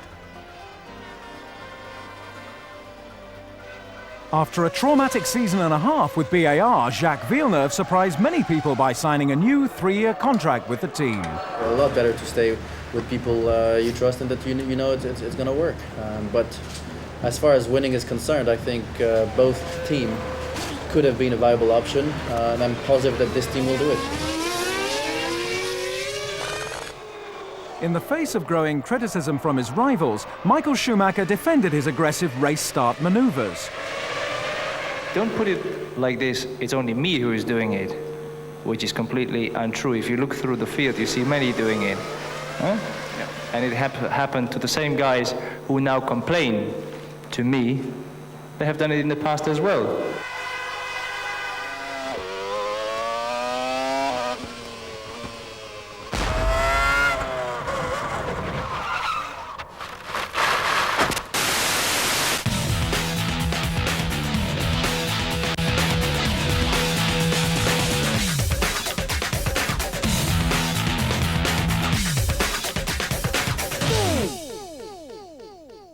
The Hungaroring circuit finds Schumacher and Ferrari under enormous pressure.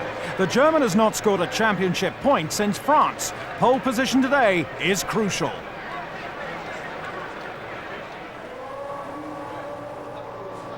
Mika Häkkinen looked to be struggling. The Finn is first out on the track and sets the pace. Arrows have greatly improved this season, but the slow corners will be a test for the orange cars. Pedro de la Rosa's concern about a lack of grip doesn't come to fruition. He takes a commendable 3rd. Perhaps even more impressive, Jenson Button puts his Williams 2nd on the grid. Ralf Schumacher gets the most out of a new and more powerful BMW engine. He takes provisional pole. Minutes later, Coulthard shows the morning speed hasn't deserted him. Schumacher studies teammate Barrichello, calmly assessing the Ferrari's handling. Finally, 30 minutes into qualifying, Michael Schumacher rolls out of the garage. Overnight work on the car appears to have paid off. The German is in a class of his own. He takes pole with ease. Mika Häkkinen is first to challenge, but he's unhappy with the balance of his McLaren. David Coulthard is closer, but still a fraction off pole time. Schumacher has no need for a final run. He heads tomorrow's grid. We felt confident coming here, and I hope we can be confident going away from here tomorrow. I think it's a matter of setup. You either be fast out the straight or you be fast in the stadium, one or the other. Mika Häkkinen is not short of support in Hungary, where the start is all important, but he'll find it tough from 3rd on the grid. Drivers complete the warm-up lap and retake their positions for the start. 5 lights go out and the race begins. Schumacher hesitates. Häkkinen grabs the opportunity and dives down the inside. Ferrari have already lost the lead.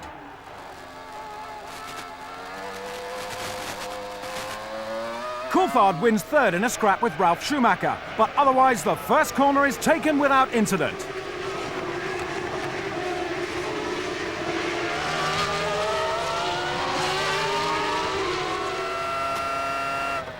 Villeneuve passes De La Rosa for 20th place. Both are trailing after a previous collision resulted in a pit stop. Alesi's race is over when a suspension problem caused him to clip the pit lane wall. Fisichella is also in trouble with suspected brake problems. Lap 27. Michael Schumacher is the first front runner to pit. The first of 2 stops will temporarily knock him down from 2nd place.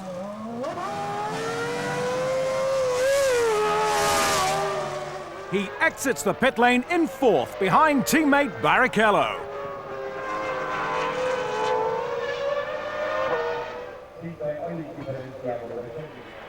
Rubens allows the German to pass and Schumacher accelerates away.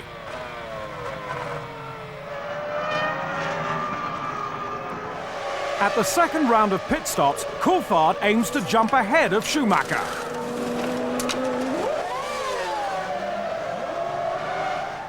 As he sprints to the end of the pit lane, Michael just beats him to it. The lack of overtaking opportunities means McLaren must really put the pressure on.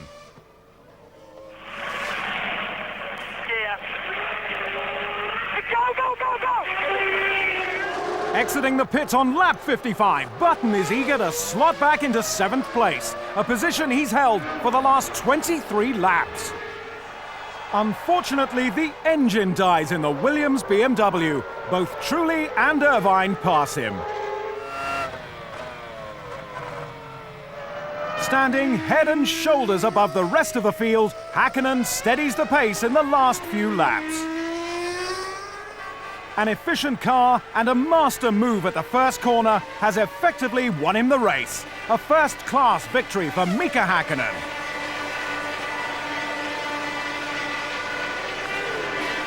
Thank you, guys. Given me 6 important points. The champagne!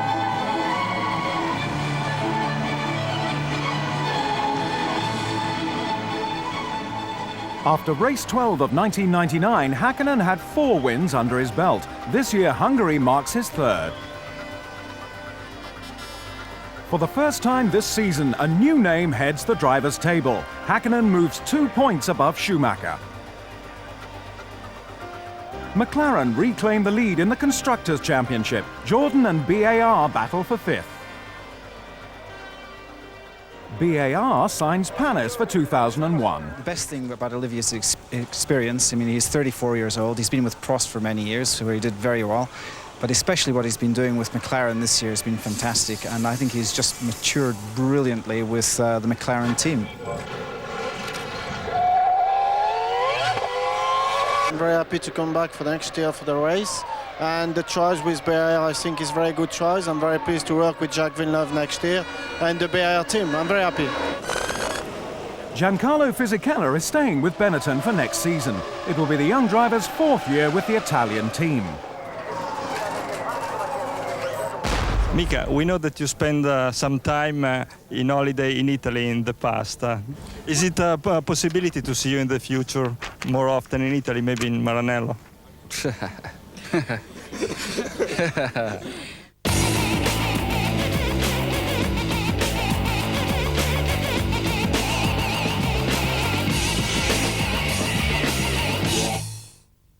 Belgium becomes the 13th destination in the Formula 1 season.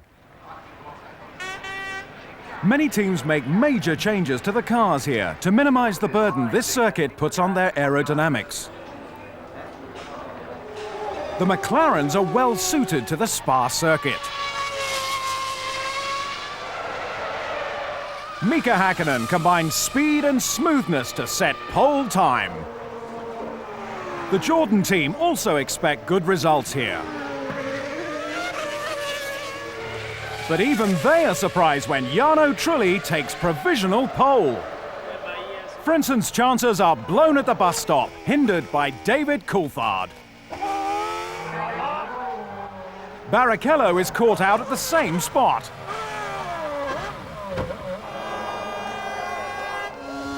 Causing the biggest stir of the afternoon, Jenson Button beats off stiff competition.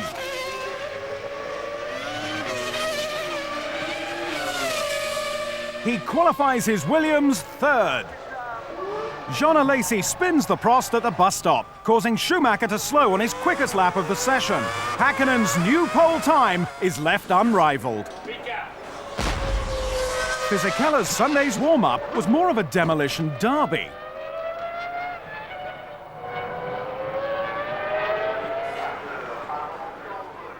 Practice days at Spa had ideal weather conditions. Now, as Sunday's race is due to start, mist and rain prevail over the circuit. McLaren took pole position by nearly a second over anyone else, but the unfamiliar faces of Jarno Trulli and Jenson Button surround them at the front of the grid.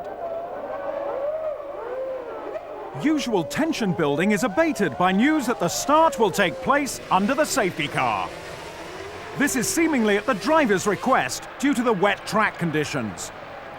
Drivers weave back and forth trying to get warmth into the tyres. After one full lap, the safety car is brought in. Häkkinen begins to take advantage of his pole position and edges away from the Jordan. A tricky turn from a standing start, La Source is negotiated without incident.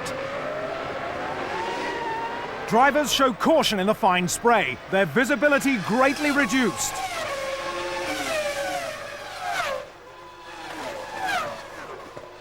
Positions at the front remain the same after the sweeping curve of Eau Rouge. At the beginning of lap 2, Michael Schumacher, who began fourth, begins putting the pressure on Jenson Button. David Coulthard tags on the back of the Ferrari, looking for his own overtaking opportunity. Before long, Schumacher is past the Williams. And at the next turn, Ferrari power eases him into second. Button tries to capitalize on the move, but is lucky to continue as he shunts the Jordan out of the race. Most cars, including Schumacher, are into the pits for dry tyres at the end of lap 6.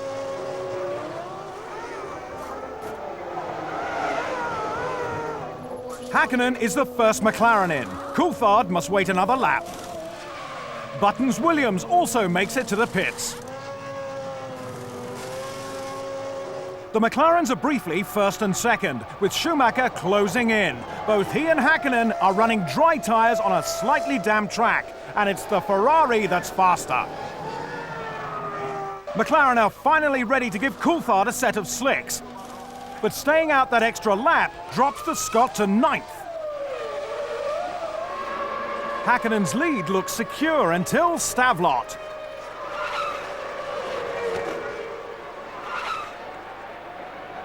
As the Finn recovers, Schumacher passes.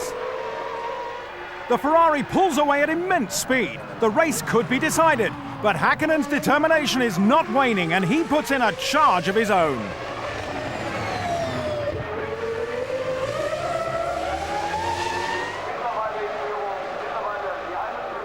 Rubens Barrichello rolls to a halt in the pit lane entry road, and mechanics rush to retrieve him. Fuel pressure problems signal his retirement. Häkkinen eats into Schumacher's lead with each passing lap. The Finn now stands a real chance of catching the Ferrari. With just 17 laps remaining, the two teams are in for a nail-biting finish. Häkkinen's attack on Schumacher comes at 190 miles per hour. They almost touch as Schumacher shuts the door.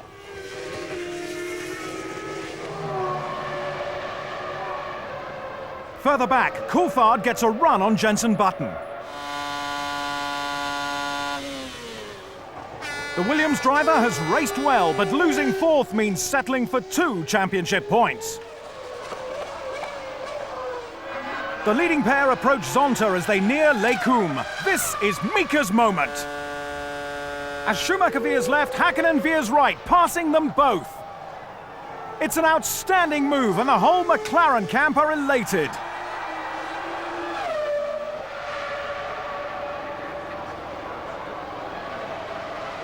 Isolated from the action up ahead, Ralf Schumacher runs third.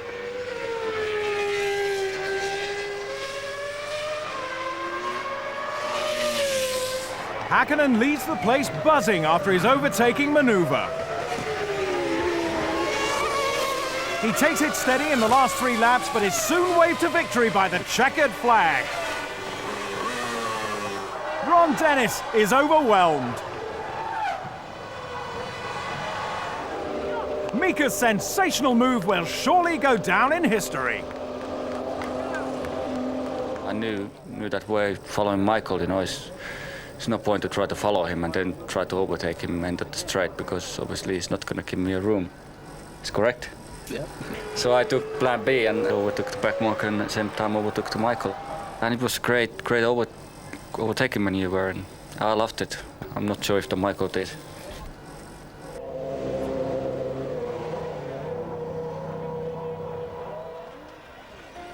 Mika Häkkinen's win moves him 6 points clear of Michael Schumacher. David Coulthard is still in contention in third. After a difficult debut season with French team Prost, it was confirmed that Nick Heidfeld has signed a 3-year contract with the Sauber team. Sauber are to lose current driver Mika Salo, who signed to fledgling Formula 1 team Toyota. The Finn said he wanted the chance to win. I've been racing for 7 years in Formula 1 and always for same positions, 5, 6 and 7, so I'm fed up with it. And Benetton get Button. I think it's a good opportunity with Benetton. Also Flavio now the ringleader. Yes. And also Renault coming back in. I think it's a great opportunity the next 2 years. Jensen has to come back in 2 years' time for a further 2 years. And I expect we'll be looking forward to that very much. Nothing's going to stop the car out on the circuit.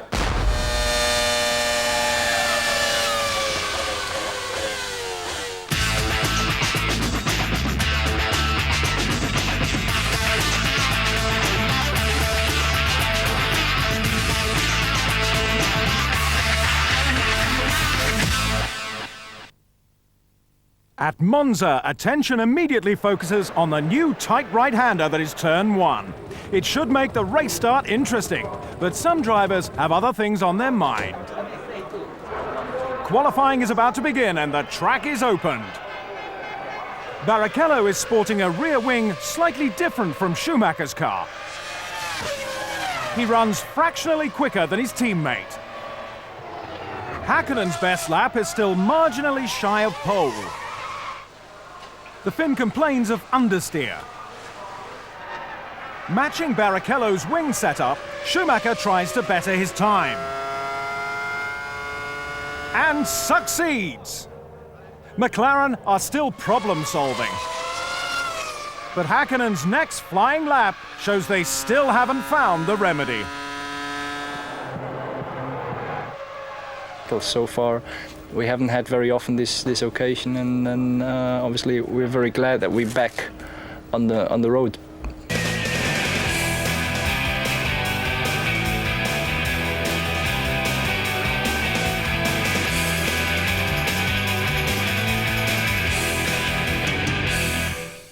Italians worship Ferrari, and luckily the team look on form for the race. McLaren, meanwhile, are not entirely happy with their setup. A scarlet wall faces Häkkinen. Schumacher dares him to have a go. At the start, most eyes are on Ferrari, but at the back, a Lacey has stalled. Häkkinen takes second off Barrichello as they all head towards the first corner. Some don't make it that far. Deniz is pushed into Irvine by teammate Salo. Irvine's Jaguar retires and the two Saubers are damaged. Schumacher stretches his lead oblivious. The race order begins to take shape. However, lap 1 is destined for Monza mayhem. Triggered by Frentzen, 4 cars are involved in the smash. Seconds later, De La Rosa somersaults into the chaos. A wasted opportunity for Trulli, whose temper rises as high as the dust. Surprisingly, the race is not red flagged, but it proceeds under caution. Coulthard and Trulli argue over who's going to sit in the front. The Scot is resigned to a quiet race. Barrichello just broods. Finally, the lights go out on the safety car. Immediately ahead of the restart, Button is caught out by Schumacher's pacing tactics and sudden braking.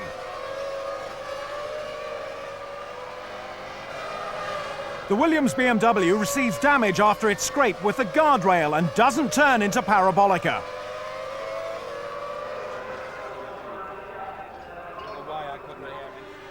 On lap 11, the safety car disappears and Michael Schumacher heads the field of 14. Now, a rare blend of teams. Sadly, Jacques Villeneuve loses a potential podium finish. The BAR suffers electrical problems, causing the Canadian to retire from third. His teammate Ricardo Zonta provides the action on lap 21. Light on fuel, the BAR passes Verstappen, and the Brazilian moves into third.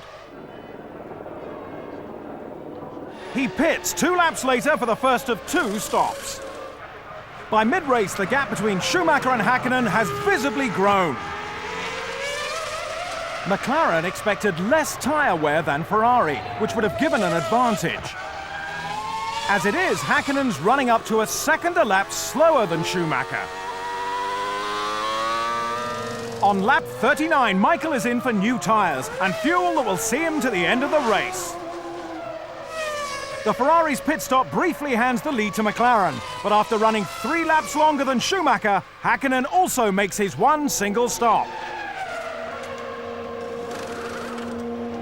Second in the championship table, but first in the race, Schumacher looks unstoppable.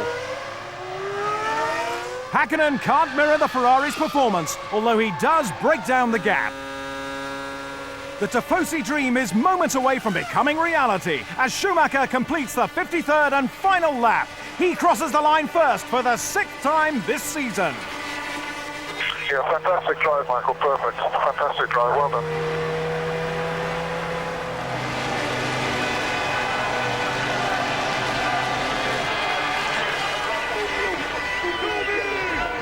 I'm just happy, I'm just exhausted, and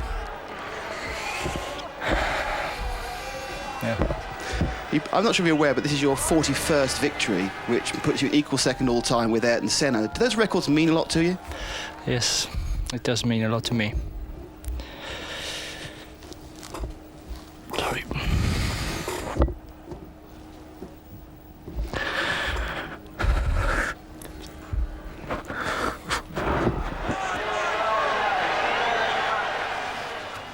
David Coulthard is now out of the championship race after failing to score in Monza.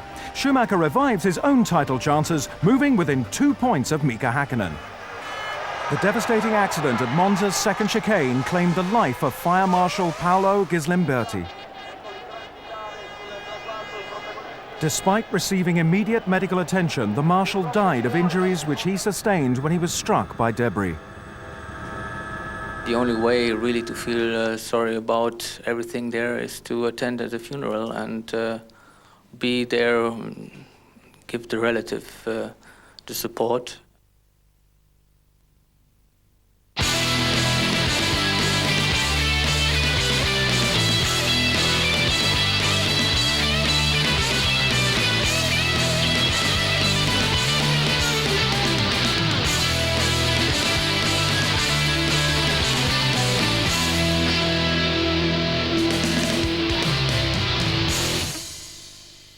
For the first time in 9 years, the US plays host to Formula 1. Rich in motorsport heritage, what better place to bring a Grand Prix than Indianapolis? The Ferrari pair use the circuit's long straight to their advantage in qualifying. Schumacher manoeuvres into Barrichello's slipstream to get a tow. With his teammates' help, he improves on his own pole position time.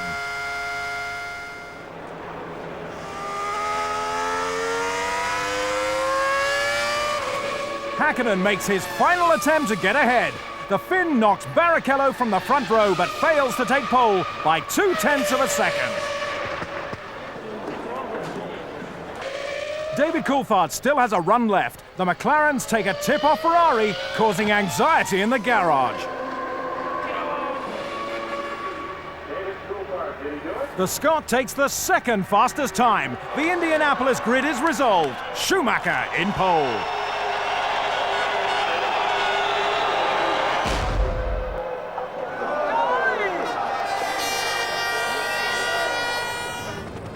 Indianapolis Speedway smacks an all-American stamp on Formula 1.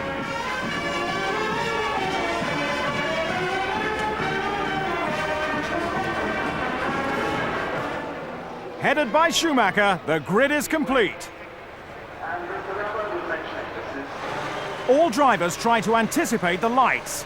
They don't always get it right. David Coulthard undoubtedly jumped the start. Surely a matter for the stewards. In the meantime, he leads. Schumacher is second, then Häkkinen and Barrichello. Trulli lies fifth, then Button sixth. The young Englishman takes a run at Trulli early on. It's not the first time they've collided this season, and they both receive punctures. Jordan driver Trulli comes to a stop soon after the incident. Barrichello pits as the drying track calls for slick tyres. Many other drivers will follow suit. Race leader Coulthard tries to give Häkkinen an advantage by holding up Schumacher. But the German is not playing the game. Coulthard doesn't make it easy. But the Ferrari goes through and into the lead. Still on the same lap, Häkkinen pits, taking on a set of dry tyres in the process.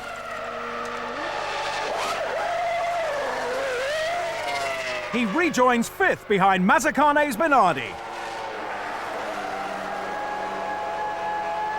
Predictably, David Coulthard incurs a 10-second stop-go penalty. He must stop again next lap to change tyres, which will drop him out of the running. Schumacher continues to extend his lead, but has stayed out on wets longer than most others. He slots his pit stop into lap 16, while Häkkinen, now up into second, takes advantage of some clear track. He gains more time with every sector. The middle of the race could be brewing some exciting action as Schumacher heads off to defend his position.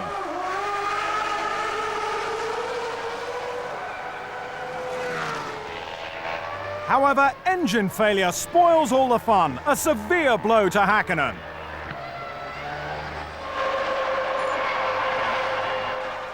Now Schumacher only need finish fifth to overtake the Finn in the championship points table. An alternative battle develops later in the race. But Villeneuve hands his third place over to Barrichello. The BAR recovers and fights on. Rubens moves up into second after Frentzen pits and maintains the position through his own stop on lap 53. After running as high as second, Ralf Schumacher retires with a leak in the Williams pneumatic system. Villeneuve makes a comeback. Frentzen has something he wants, but third eludes him again. Get back to him pretty quickly, come on. No challenge equals lack of concentration. Thousands simultaneously draw breath as Schumacher spins just 4 laps shy of the flag.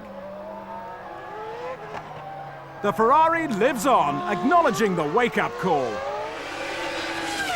Schumacher, who now looks like the gambling man's favourite for the championship title, is waved to a win by Tony George.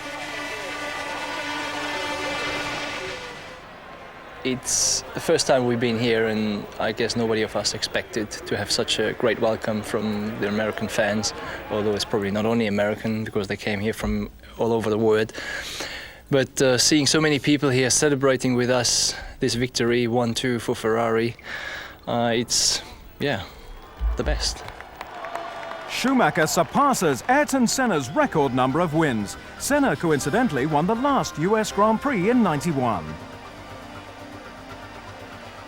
One more victory stands between Schumacher and the championship title. 8 points behind, Häkkinen is now his only rival. The 20 points at stake are not enough for Coulthard. Champ Car star Juan Pablo Montoya is set to join the Williams Formula 1 team next year. Well, clearly we think that he's a very talented driver, and I don't think he has done anything but learn and improve by racing over here for 2 seasons. After a troubled season, Prost are to part company with Peugeot, favouring a supply of customer Ferrari engines. It's the best news of the year, and we made an agreement with Ferrari for the next 2 years.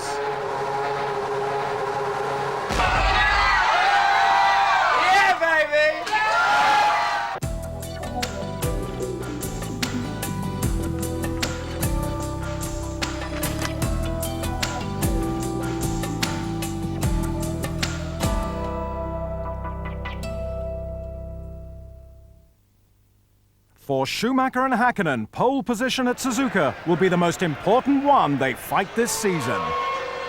Schumacher has already set Häkkinen a target.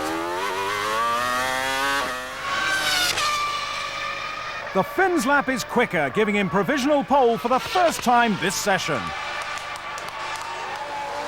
Under pressure, the German makes another run.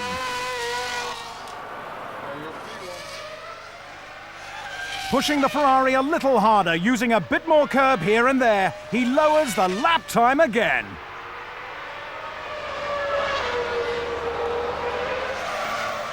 As the hour passes, Häkkinen has one last chance to recover the top spot.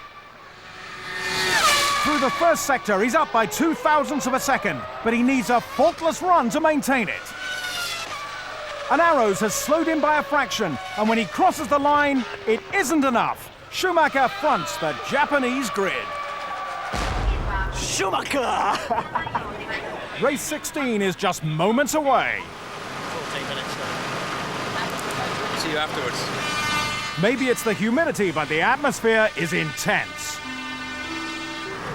Häkkinen has looked surprisingly calm. Schumacher searches for inner strength. The waiting over. Michael swerves right in what is becoming a routine move for the German. But Mika has the advantage and isn't letting go. Entering the first curve at 160 miles per hour, Ralf Schumacher climbs into fourth behind David Coulthard. Häkkinen immediately looks strong, leaving the Ferrari trailing. Further down the field, there's barely inches between the wheels.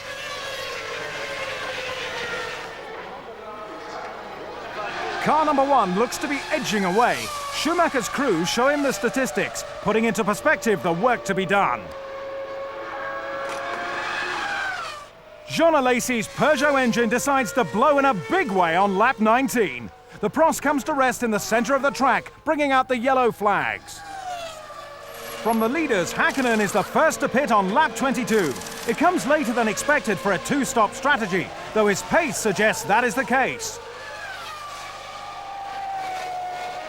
Schumacher approaches his own stop. The German's in-lap is around a second quicker than Häkkinen's. The Ferrari crew get to work on Michael's car. He's stationary for just 7.4 seconds. But pit stops haven't altered the race positions. Once Coulthard comes in on lap 24, Häkkinen will once again lead the race. Schumacher is some 2.4 seconds adrift.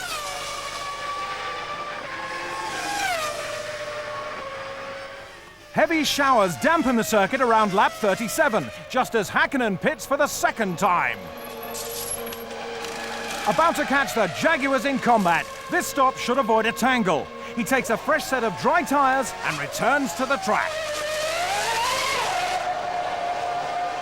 Unfortunately, Mika runs straight up to De La Rosa. the Arrows is frustratingly slow through the corners. Häkkinen loses precious time until Pedro peels off into the pit lane. All the while, Schumacher puts in some extremely swift laps. Heavy with fuel, Alex Wirtz finds that Benetton's handling is terrible.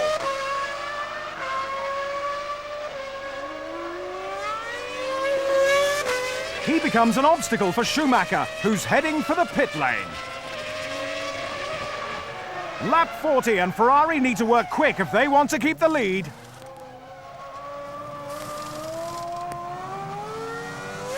It's an outstanding stop, the quickest of the race.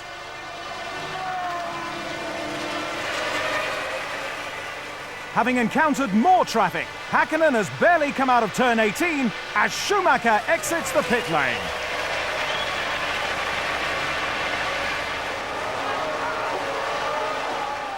There's now only 13 laps remaining and rain to contend with. Häkkinen, clamped in second, senses an opportunity in the final laps as Schumacher backs off. In reality, though, the German was never going to concede his most historic win. It's been a long time coming, but Ferrari have finally spawned another world champion.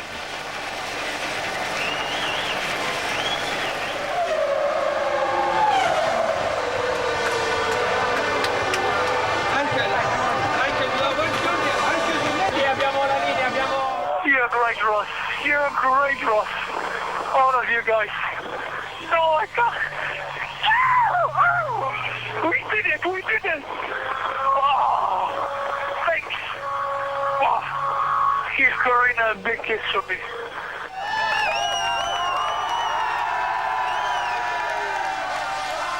It's difficult to find proper words for such feeling. I mean, there was such an outbreak of emotion initially when I crossed the line. I mean, this conditions were difficult today.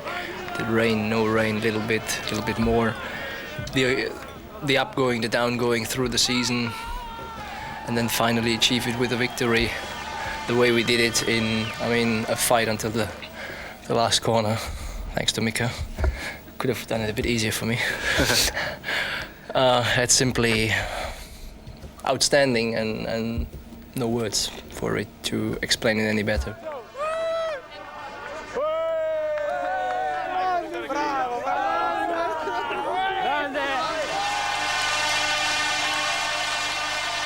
Michael Schumacher takes his third win in a row, mirroring the start of the season. Winner of Japan for the last 2 years, Häkkinen settles for second.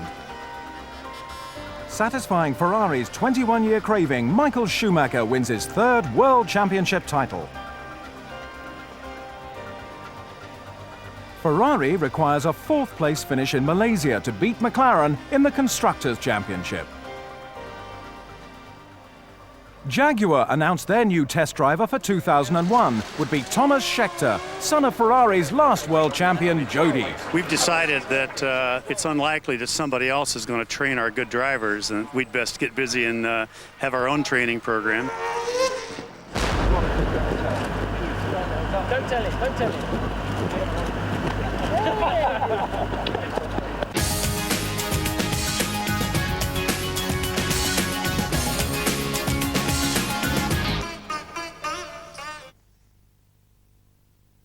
Michael Schumacher may have won the Drivers' Championship battle in Japan, but pole position in Malaysia will be fought with as much intent. Ferrari aim to secure the Constructors' title. Pole position would help that cause. Nobody's been able to beat Schumacher's current pole time, except of course himself. He runs 4/10 quicker. Barrichello saves his best run until last. But he hasn't got the edge on Schumacher. McLaren are not out of the equation. The session is winding up as Coulthard knocks Barrichello aside. Häkkinen comes round to complete his final lap. He takes the front row spot next to Schumacher, while Barrichello is dropped to fourth. The race is long. We know we have a good car, and let's see what happens.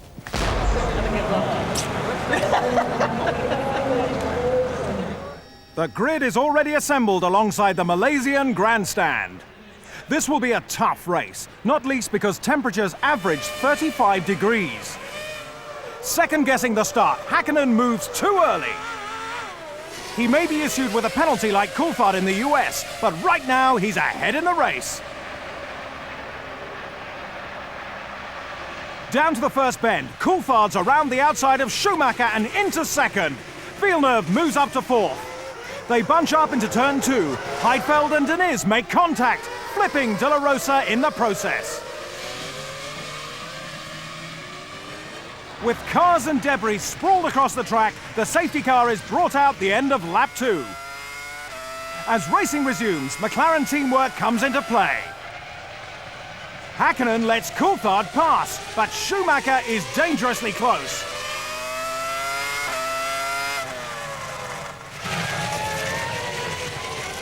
Before he knows it, the Finn is moving backwards through the field. Schumacher takes second, Barrichello third.